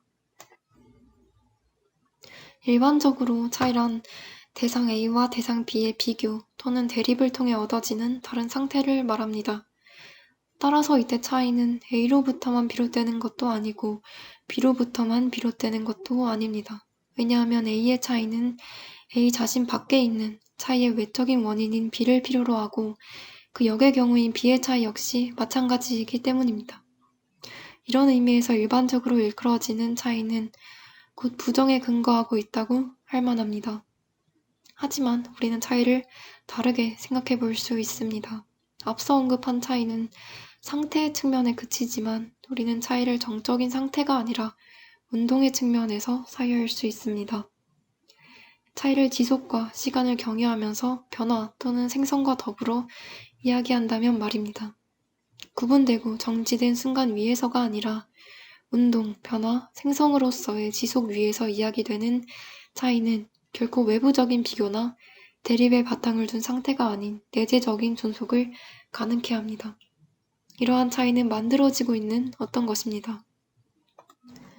또한 이러한 차이는 부정을 필요로 하지 않습니다. 들레즈가 헤겔의 철학이 차이 그 자체가 아니라 차이를 부정으로 환원시켜버렸다고 비판하는 것을 우리가 떠올려 볼 수 있을 것입니다. 헤겔에게 어떤 존재하는 것은 그것의 타자, 그것의 부정, 그것이 아닌 것을 통해 정의될 수가 있습니다. 만일 존재가 단순히 자기현시적이고 동일하다면 우리는 존재에 대한 개념이나 관념을 갖지 않을 것입니다. 존재가 존재하기 위해서는 변별화되어야 하며 그 존재가 존재한다고 말하는 개념도 있어야 한다는 것입니다. 그러나 들레즈는 부정 없는 차이를 이야기하면서 존재의 성립을 위해 요청되는 부정을 폐기하고자 했습니다. 들레즈는 헤겔의 차이가 반드시 부정성과 모순으로 귀결되게끔 하는 것은 곧 동일성이라고 보고 동일성의 우위가 바로 재현의 세계를 정의하며 플라톤적인 위계를 암시하기 때문에 넘어서고자 한 것일 겁니다. 또한 부정 안에서 사유되는 차이는 실제적인 차이가 아니라 동일성을 전제하고서 구별을 의미하는 계면적 차이일 뿐이라는 것입니다. 그리하여 거울은 이러한 그 자체로 지극히 현동적이며 무수하게 발산하는 차이와 반복을 거치는 자아의 운동을 내포하고 있습니다. 이러한 자아는 차이를 그 모든 독특성들 안에서 재조우합니다. 외부 대상과의 관계를 통해 맺어지는 주체성은 어떤 미끄러짐을 수반하지만 거울적 주체는 외부적 관계 자체를 모두 무화시키며 생성에 합일합니다. 이를테면 거울적 주체는 운동을 행하는 주체가 아니라 오히려 운동 중에 있는 주체라고 불러야 마땅할 것입니다.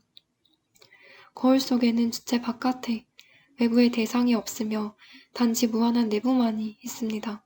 또한 거울적 주체는 능동성이 아니라 수동성을 지닙니다. 그리하여 이 주체는 동일성이 아니라 무수한 변화와 생성을 자신 안에 내포합니다. 능동적 주체, 대상과의 외부적 관계를 주체성의 근거로 삼는 주체는 한계에 갇히지만 거울적 주체는 내재적인 운동을 영속할 수 있습니다. 내외 구분 없이 생성의 단일면에 놓인 존재의 점으로서 긍정과 해방의 가능성을 지닙니다.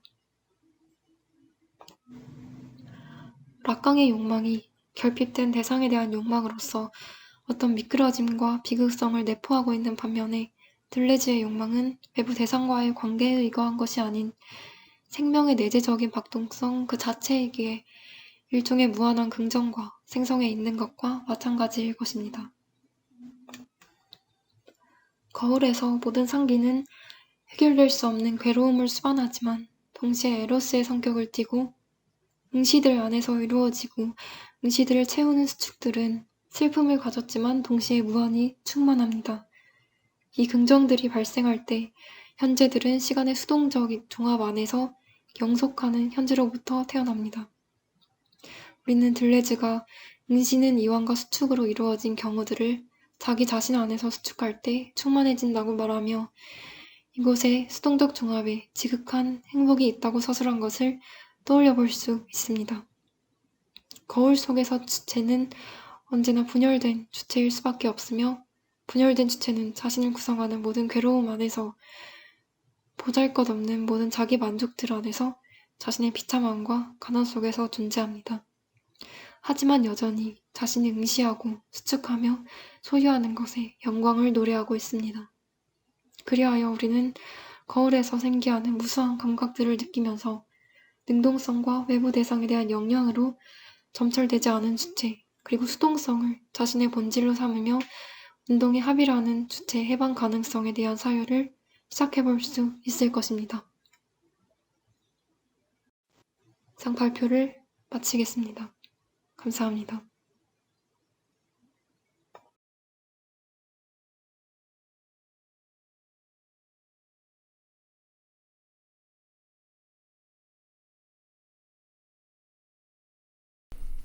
철학과 16학번 최희창입니다.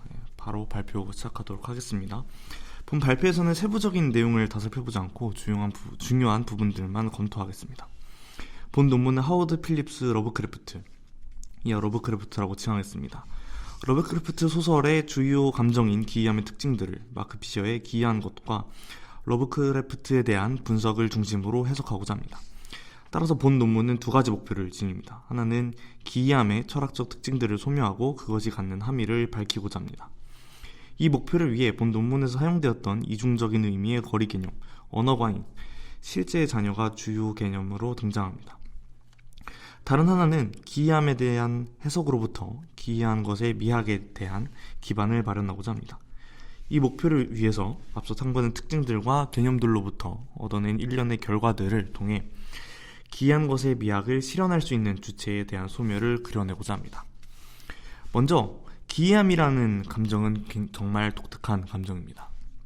그것은 우리가 일상 속에서도 가장 잘 느끼는 감각이면서 동시에 일종의 불쾌를 직접적으로 표현하는 감각입니다. 따라서 기이함이라는 감정은 항상 불쾌를 직접적으로 표현하는 까닭에 억압된 것으로 드러나거나 우리로부터 항상 물러나 있는 것으로 드러납니다. 그러나 분명한 사실은 기이함이 명백한 하나의 진실을 가리키고 보여주고 있다는 것입니다.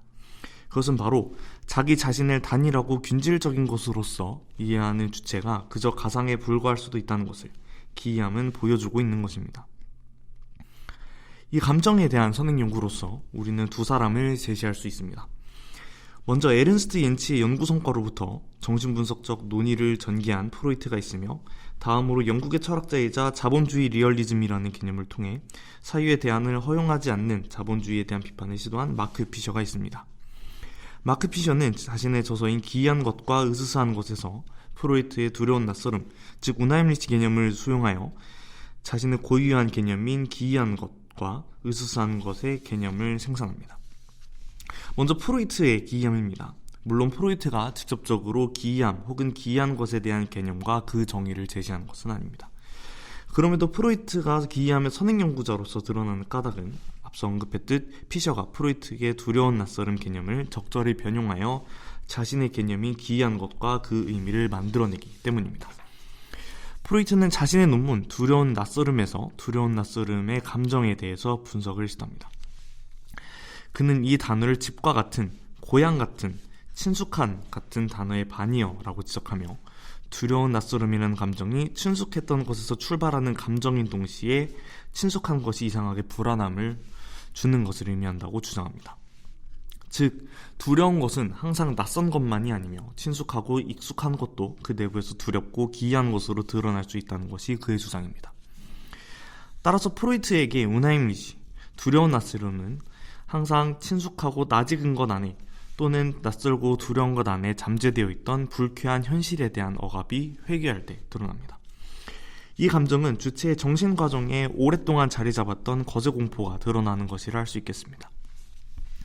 이것은 어떠한 불일치를 보이는데 그 불일치는 주체가 현실적으로 마주하고 있는 낯익은 것과 억압된 감정의 회귀 사이에서 발생하는 것입니다. 그러나 두려운 낯설음이 만들어내는 불일치는 오로지 성충동과 거세공포의 신화를 전제할 때만 해소될 수 있는 것으로 보입니다. 다르게 말하면 기이함의 주요한 현상, 대상과 존재 판단 범주 사이의 불일치는 여전히 설명되지 않은 채로 남아있는 것입니다. 피셔는 이 문제들을 지적하며 프로이트의 개념으로부터 기이한 것의 개념을 도출합니다. 피셔에 따르면 기이한 것은 어울리지 않는 무엇이며 친숙한 것을 통상 그 너머에 놓여있는 그리고 홈리한 것과 양립할 수 없는 무언가로 이끄는 것입니다. 이는 두 가지를 의미합니다.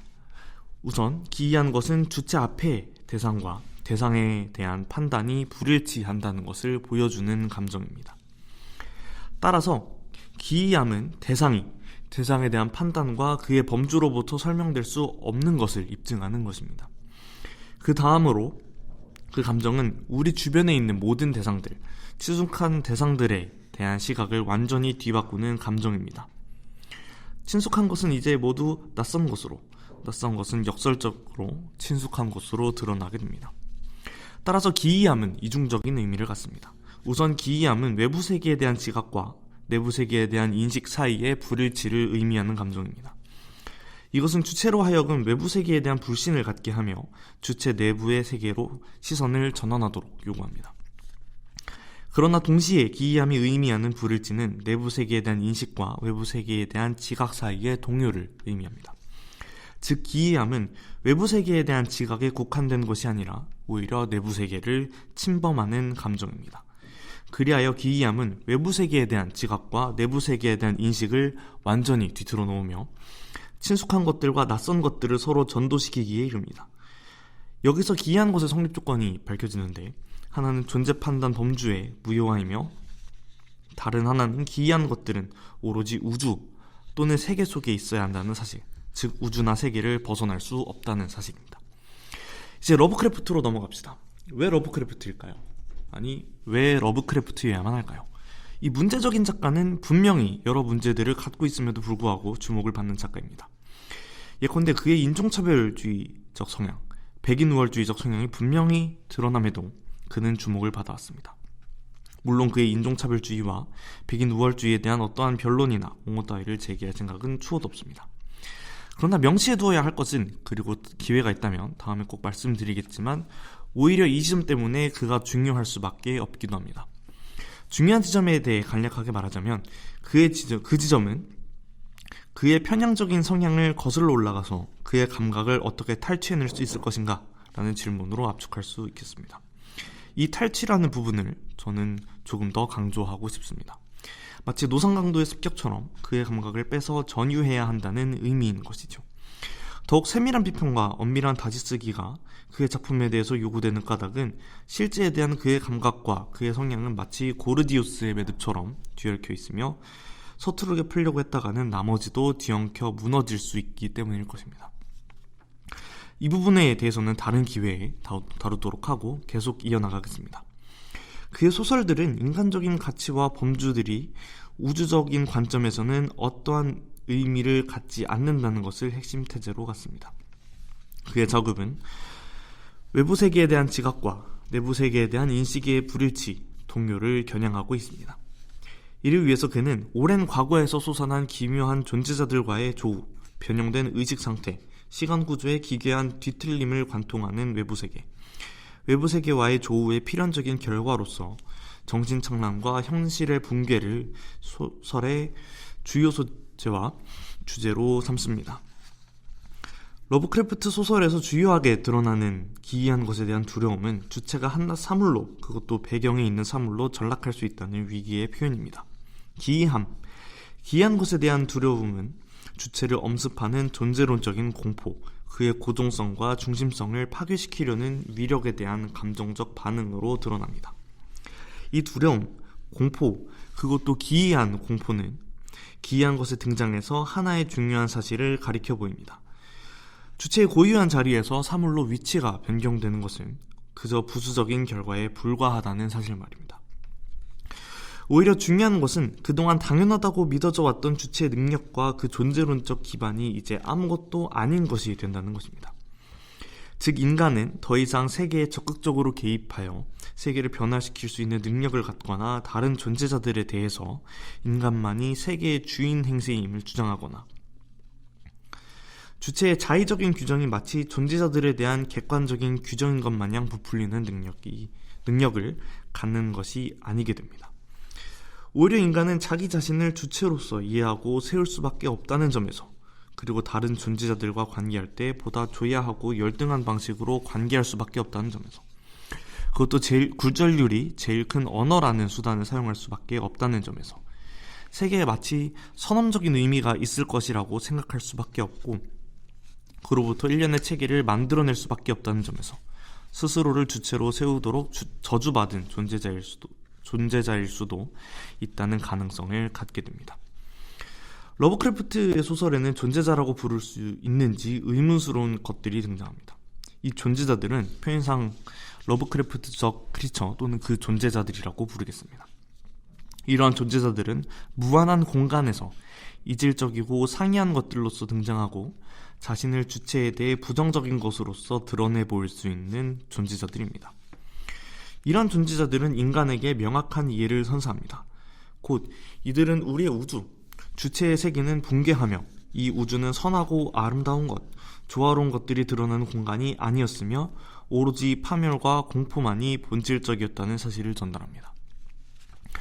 이러한 우주 속에서 인간은 러브크래프트적 크리처들 혹은 그와 관련된 존재자들을 결코 존재해서는 안 될 것으로 이해합니다. 그러나 이러한 판단은 그 자체로 기이한 판단입니다. 기이한 것에 대한 기이한 판단인 것이죠. 이것들은 몇 가지 이해에 전도된 표현입니다. 이 표현들은 기이한 대상들에 대해서 어떤 긍정적인 인식 내용을 얻을 수 없음을 의미한다는 점에서 공통적입니다. 그렇다면 대상이 어떻게 존재하는지 다시 의문을 제기할 수밖에 없습니다. 이토록 기이한 존재자, 마치 그것이 존재해서는 안 될 것처럼 보이는 이 존재자들은 도대체 어떠한 방식으로 존재하길래 우리에게 그러한 방식으로 드러나는가? 이제 이 물음이 주요한 실마리로 작동합니다.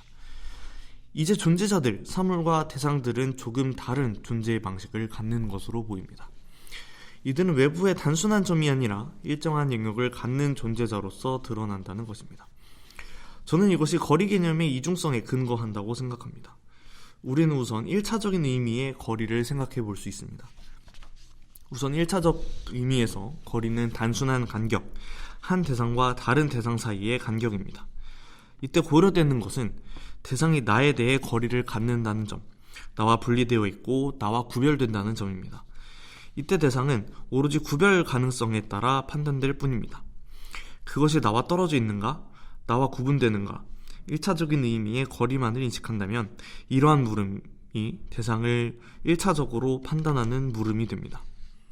이러한 구분을 전제할 때에 비로소 탐구와 분석이 진행될 수 있기 때문입니다. 그러나 이것은 대상이 자신을 드러내 보일 수 있는 일정한 영역들, 어떠한 과정들, 운동의 영역들을 생략합니다. 따라서 1차적인 의미의 거리 개념 속에서 대상은 고정적이고 균질적인 것으로 드러납니다. 그러나 거리에는 다른 의미 또한 있습니다. 저는 이것을 2차적인 의미의 거리라고 부르고자 합니다.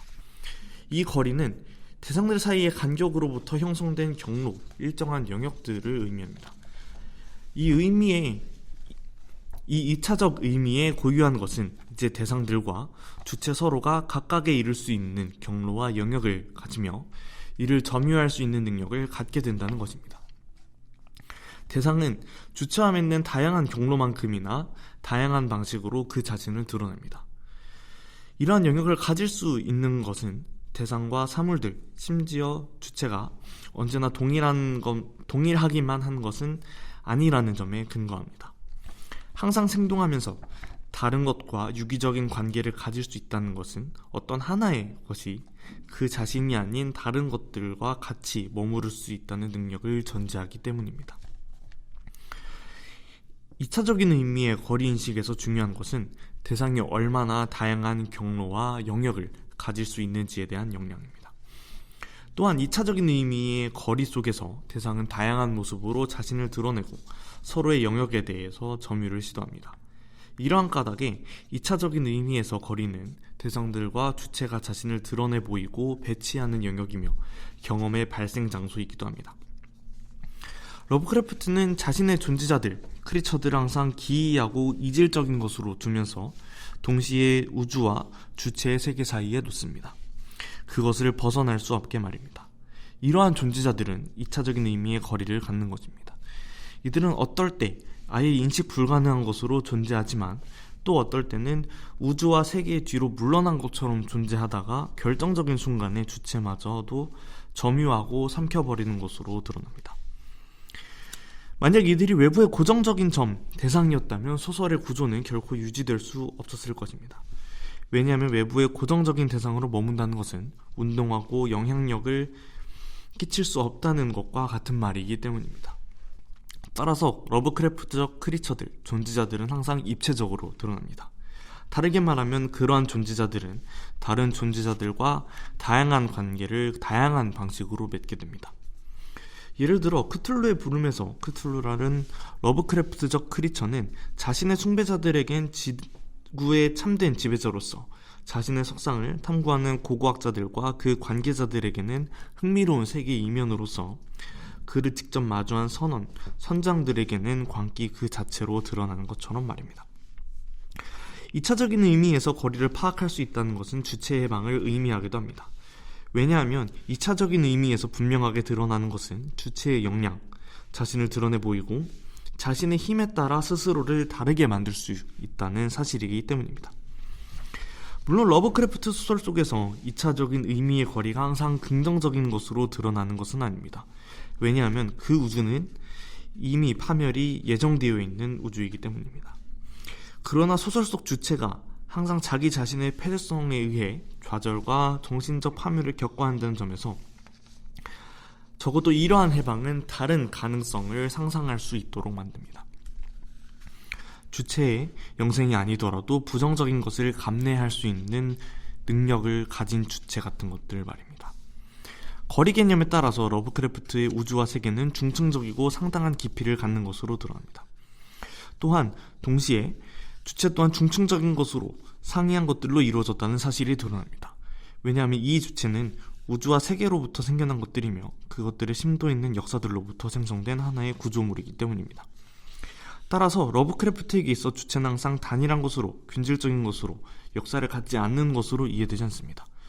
러브크래프트가 이에 대해 의문을 제기한다는 점에서, 즉 그의 보편성과 단일성을 그 역사에 따라 폭로한다는 점에서 그의 소설은 하나의 계보학적 폭로이기도 합니다. 이제 주체는 부정성과 이질적인 것, 상이한 것들의 조직으로부터 생성된 것에 지나지 않습니다. 러브크래프트의 우주는 그것의 바깥에 독립적이고 일반적인 방식으로서는 도달 불가능한 또 다른 우주, 상위의 우주를 갖지 않습니다. 그러한 점에서 러브크래프트적 우주는 항상 닫힌 우주입니다. 그러나 이 닫힌 우주는 상위의 다른 것이나 혹은 초월적인 우주를 요구하지 않는다는 점에서 닫힌 것일 뿐, 그 자체로는 무한한 깊이와 공간을 갖는 것입니다. 요컨대 러브크래프트의 우주는 바로 지금의 우주를, 단 하나만의 우주를 의미합니다. 여기서 러브크래프트적 기이함의 또 다른 특징이 드러났는데, 그것은 이 기이함은 오로지 초월적인 것의 부재 속에서만 가능하다는 것입니다. 우선 초월적인 것은 외재적인 한 위치, 주체의 실존에 대한 형식적인 근거를 제공할 수 있는 점으로서 이해됩니다. 그러나 이것은 일정한 구성 내용을 갖거나 혹은 직접적인 현상으로 드러날 수 없는 까닭에 항상 규범적이고 규제적인 의미만을 가질 뿐입니다. 따라서 이것은 1차적인 의미로서 거리를 가질 뿐입니다. 그러한 까닭에 초월적인 것은 항상 외재적인 것으로 완전히 독립되어서 어떠한 영향도 끼치지 못하는 것으로서 이해됩니다. 초월적인 것이 부재하는 러브크래프트 우주에서는 외부적인 것들만이 존재합니다. 이것은 오로지 단일한 지평, 2차적인 의미에서 거리를 가능하게 하는 단일한 면, 단 하나의 근본 영역이 존재한다는 것을 의미합니다. 이 지평은 2차적인 의미의 거리가 발생 가능한 공간으로서 그것의 존재로 하여금 나와 다른 대상들이 일정한 거리를 가질 수 있도록 만드는 것입니다. 그러나 주체는 항상 세계 자체, 실제에 대한 알을 가지고 있는 것은 아닙니다. 앞서 언급했던 것처럼 모든 것들이 2차적인 의미에서 거리를 갖는 것이라면 그것들은 자신의 역량에 따라서 스스로를 전면에 드러내 보이거나 그렇지 않도록 결정할 수 있기 때문입니다. 러브크래프트의 크리처는 외부적인 것으로서 자신을 드러내 보입니다. 그러나 그것들은 세계의 진상, 실제 자체를 드러내 보이는 것들이기도 합니다. 동시에 그것은 자신의 역량에 의해 결정된 자신의 영역과 경험들을 드러내 보이는 것들입니다. 이 러브크래프트의 크리처들이 증언하는 것이 있다면 그것은 바로 자신들의 근원이 오로지 이 우주에 있으며 그 자신들이 이 우주를 이룬다는 사실입니다. 따라서 러브크래프트의 크리처들은 주체에 대해 항상 부정적인 것으로 드러나며 그것과의 조우는 부정적인 실제 자체에 대한 조우를 의미합니다. 그렇다면 만약 하나의 닫힌 우주가 있고 그것들은 부정적이고 상이하며 이질적인 것들로 구성된 구조물이라고 한다면 주체는 도대체 무엇일까요? 주체는 독립적인 것, 스스로를 초월적인 것으로 이해해서는 안 될 것입니다. 오히려 주체는 스스로를 외부적이고 다층적이고 구조적인 무엇들의 결합체로서 이해해야 할 것입니다. 이러한 이해는 항상 그 자신의 근원에 대한 이해를 전제합니다. 또 근원에 대한 이해는 오로지 외부적인 것들만이 존재한다는 사실에 대한 이해를 전제합니다. 그렇다면 이 외부적인 것들이 주체의 정신을 파괴하고 자기 동일성을 파멸시키는 것일까요? 주체의 정신을 파괴하고 자기 동일성을 파멸시키는 것은 오히려 그 사실에 대한 인식처럼 보입니다. 다르게 말하면 외부적인 것들이 직접 주체의 정신을 파괴하거나 하지는 않는다는 것입니다. 정신을 붕괴시키고 파멸시키는 것은 외부적인 것에 대한 인식, 각성 따위입니다. 다시 말해 공포는 항상 외부적인 것에 대한 인식과 각성 과정에서 오는 것입니다. 더 정확히 말하면 외부적인 것에 대해 끊임없이 시도되는 인식에 대한 거절당함, 그 거절당함으로부터 오는 각성이 공포를 만들어내는 것이라 하겠습니다. 다음과 같은 질문들이 그 예시일 것입니다. 내 앞에 저것이 내가 알고 있는 모든 판단을 제기해도 알 수 없는 것이라면 도대체 저것은 무엇인가? 저것이 등장할 수 있는 이 우주와 세계는 도대체 무엇인가? 도대체 우주와 세계는 무엇을 생산해내고 무엇을 만들어내고 있는 것인가? 우리는 가장 작은 인식의 조각을 갖고 있었던 것인가? 이것은 러브크래프트가 자주 사용하는 형언할 수 없음, 묘사할 수 없음 이면에 있는 것입니다. 이 표현은 다음과 같은 해석을 허락합니다.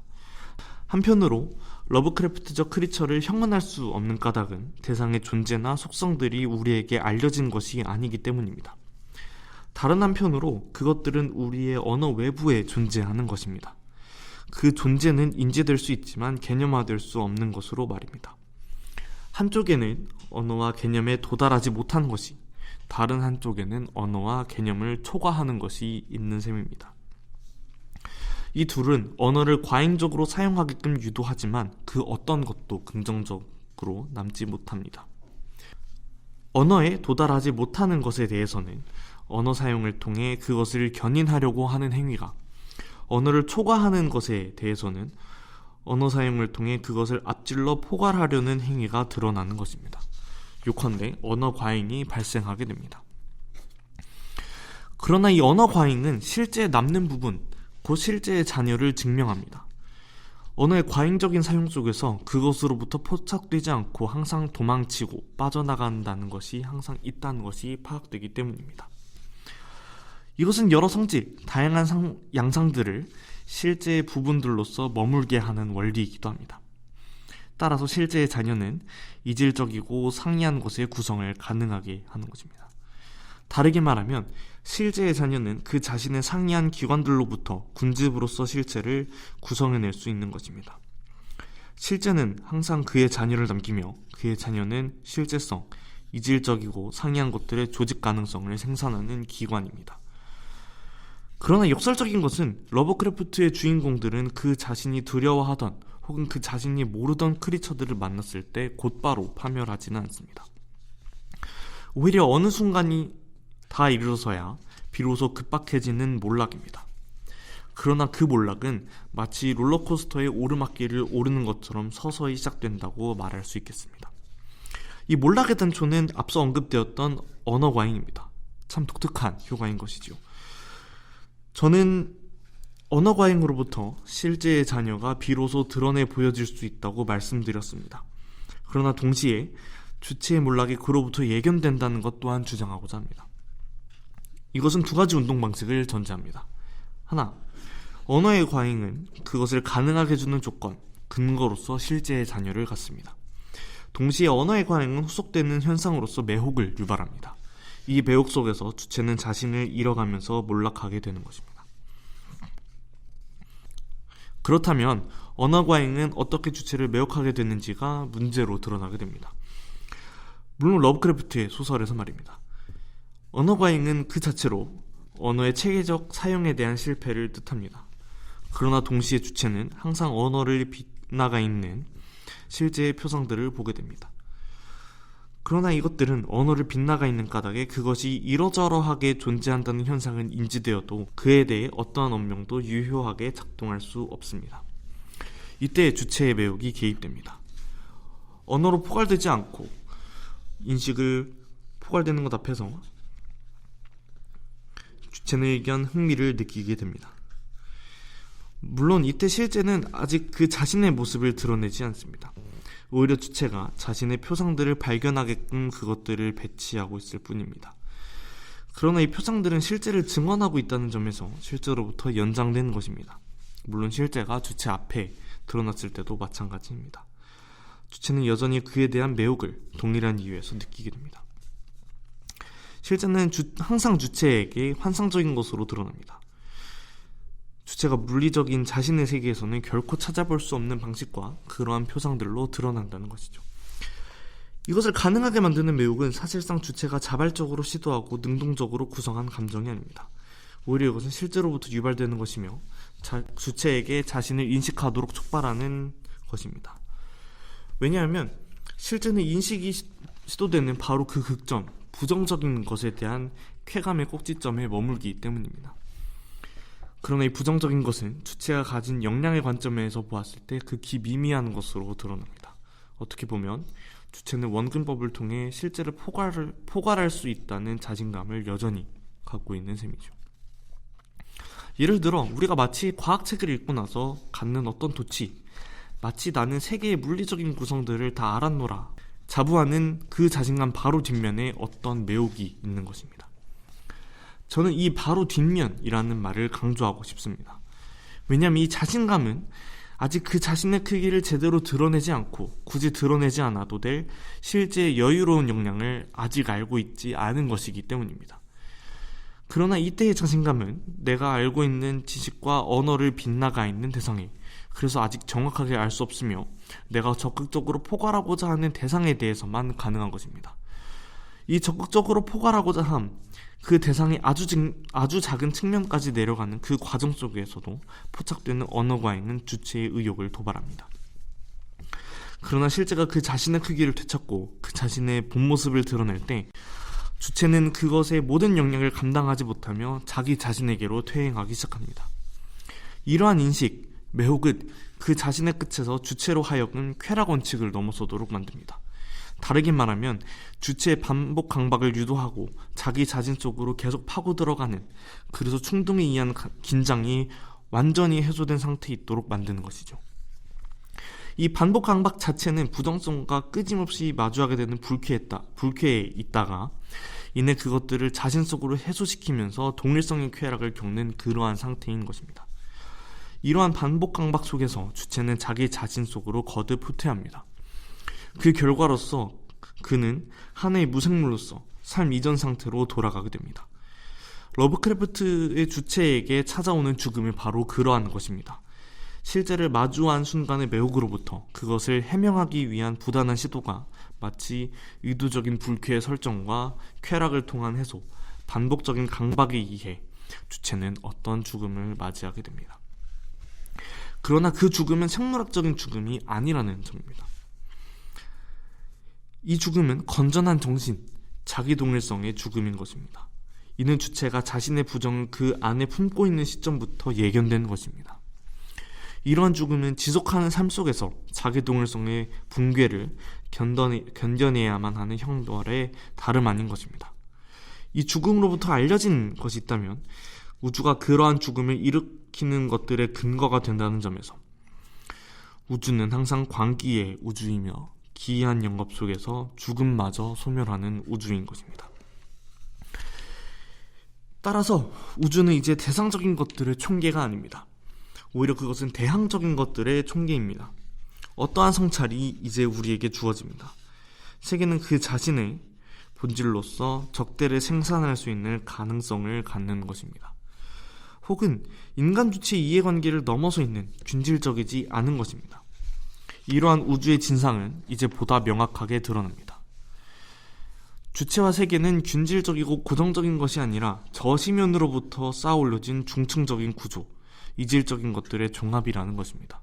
생성과 창조, 그들의 긍정성은 그저 파괴와 소멸의 돌연변이에 지나지 않는 것입니다. 그러나 이상의 작업은 러브크래프트적 기이함을 밝혀내는 것이었습니다. 다르게 말하면 위의 서술은 기이한 것이 가질 수 있는 수많은 의미심장한 것들의 부분이라는 것입니다. 하지만 어떤 명확한 것이 주어집니다. 그것은 기이한 것의 미학이 출발해야 하는 지점, 혹은 그것의 구성 요소로 상정되어야 할 것의 성질입니다. 세부적인 논증보다 그것의 간략한 결론을 제시하고자 합니다. 우리는 다시 주체로 돌아가야 합니다. 그러나 그것은 모든 것들을 동일성 속에서 해소시키고 그 자신만 살아남는 주체가 아니어야 합니다. 그러한 주체 또한 그 속에서 해소되어야 합니다. 오히려 그 해소를 자신의 본질로 삼는 주체가 이 분석 속에서 드러나야 합니다. 그리고 이것이 기이한 것의 미학으로부터 알려져야 하는 것입니다. 요컨대 기이한 것의 미학은 실존론적 형식을 갖추어야 한다는 것입니다. 주체가 자기 자신의 존재를 문제시할 수 있다는 점에서 말입니다. 이제 주체는 상이하고 이질적인 것들로부터 구성된 것이며 그러한 까닭에 군집으로서 자기 자신을 형성할 수 있어야 합니다. 즉 주체는 실제의 자녀와 기능상 차이를 갖는 여러 기관들에 의해 구성된 어떠한 종합으로서 유기적인 군체로서 드러나야 합니다. 동시에 그 주체는 부정적인 것과 머물 수 있으면서 그 부정적인 것들에 의해 그저 끌려가지 않을 수 있는 것이어야 합니다. 오로지 적대 속에서 혹은 실제로 적대인지조차도 의문스러운 미지의 환경 속에서 주체는 자신의 삶을 연명해야 합니다. 이 속에서 유연하게 머물 수 있는 주체, 그것이 기이한 것의 미학을 위해 마련되어야 할 것이며 그것을 통해 보여질 하나의 사실일 것입니다. 이제 문제는 윤리의 영역으로 넘어갑니다. 제가 윤리라는 말을 통해서 의미하고 싶은 것은 어떤 선한 가치, 옳음, 도덕적인 좋음, 서로 다른 행위자를 잘 대하도록 만드는 이성의 규범 따위가 아닙니다.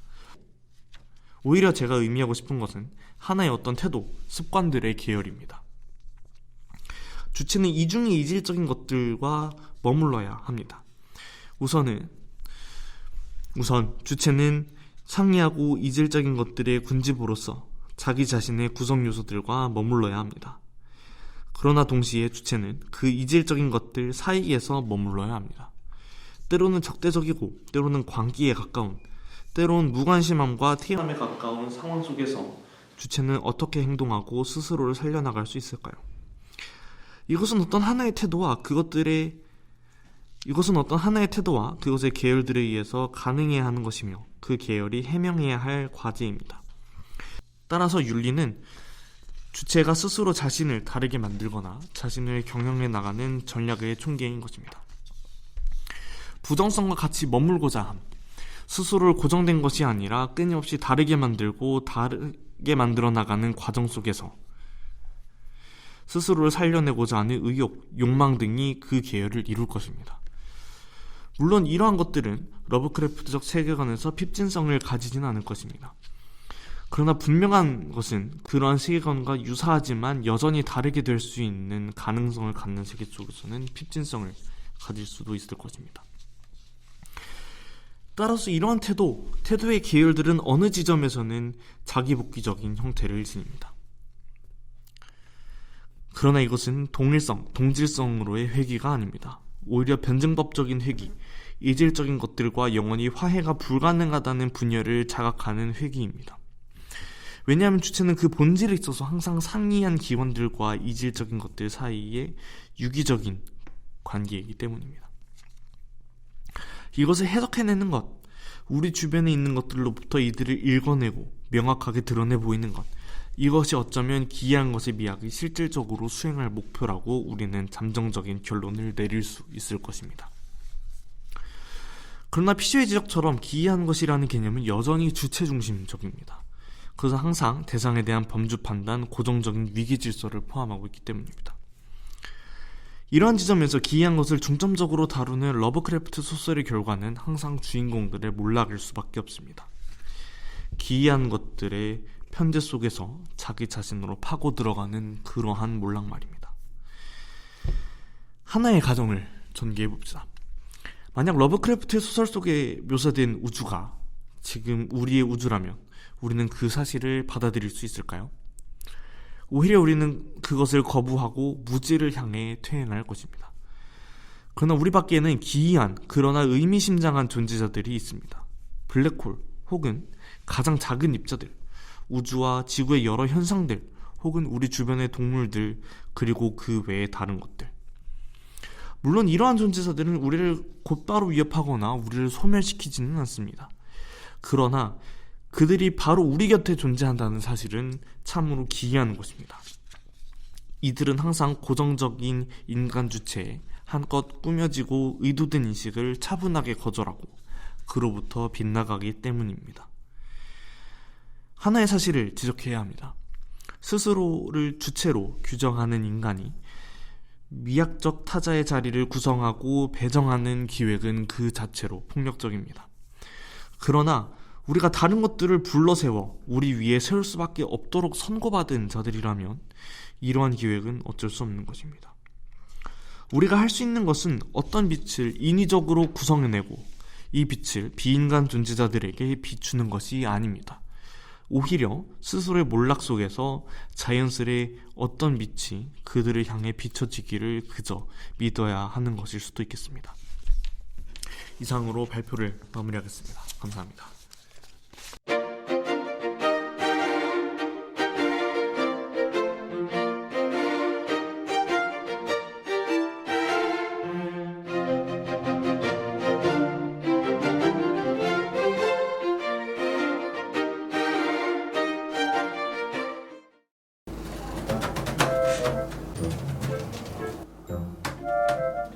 선배, 치코리타 알아요? 알지? 그럼. 그럼 치코리타 위에 입 있잖아요. 그거 착즙에서 나온 건 식물성일까요? 동물성일까요? 식물성 아니야? 포켓몬이니까 동물성 아니에요?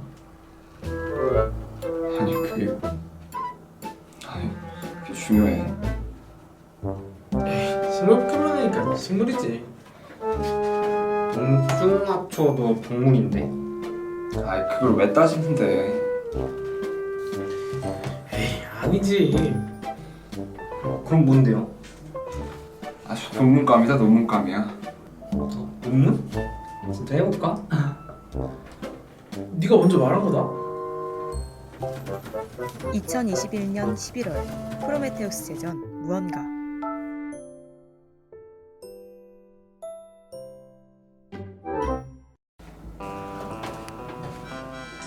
화요일 수업 편한 문제까지 다 했어? 아니, 마감 언제까지더라? 화요일 그 다음 주가 제출 아니야? 난 이미 다 했는데. 뭐? 아 망했다. 나 아직 서론도 못 썼는데. 아니 그래도 소논문이니까 금방 쓸 수 있을 거야. 너무 걱정하지 마. 그럼? 이왕 쓰는 거 좀 더 잘 쓰고 싶은데 이런 건 또 교수님만 보잖아. 그러니까 뭔가 좀 의욕이 안 생긴달까나? 아니 그럼 좀 고쳐가지고 프로메테우스 제전 내는 건 어때? 프로메테우스 제전 푸제? 야, 푸제 이런 걸 내도 되냐? 상관없지 않아? 서론 논문도 가끔 올라오던데. 아이 무슨 푸제야. 그래도 힘들잖아. 나는 여기서 그만할래. 푸제? 프로메테우스 제전? 오히려 좋아. 2021년 11월 프로메테우스 제전 무언가. 야 원우야, 여기 또 조끼 못 봤냐? 조끼? 뭔 조끼? 아니 그 왜 편의점시내 쓰는 그 조끼. 아 그 조끼? 뭐야? 뭐 어디 갔어? 없어졌어? 아이씨 그거 없으면 안 되는데. A few moments later.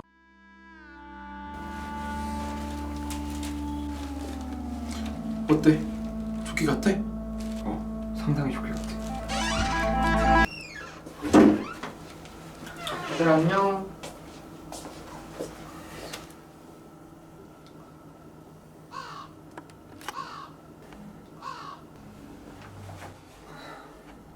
(2021년 11월) 프로메테우스 제전 무언가.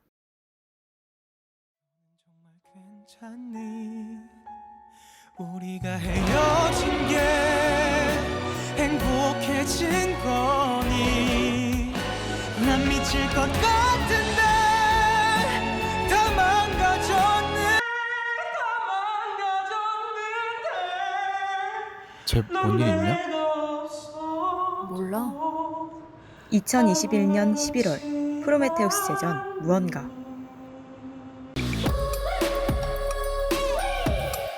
잡은 손을 놓쳐 난 절대 포기 못해.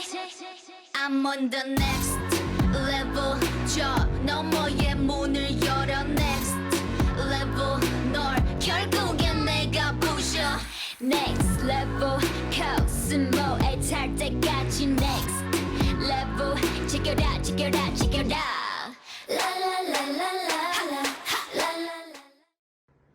It's alright. 우리 집으로 가자. It's alright. 단 아무도 모르. It's alright.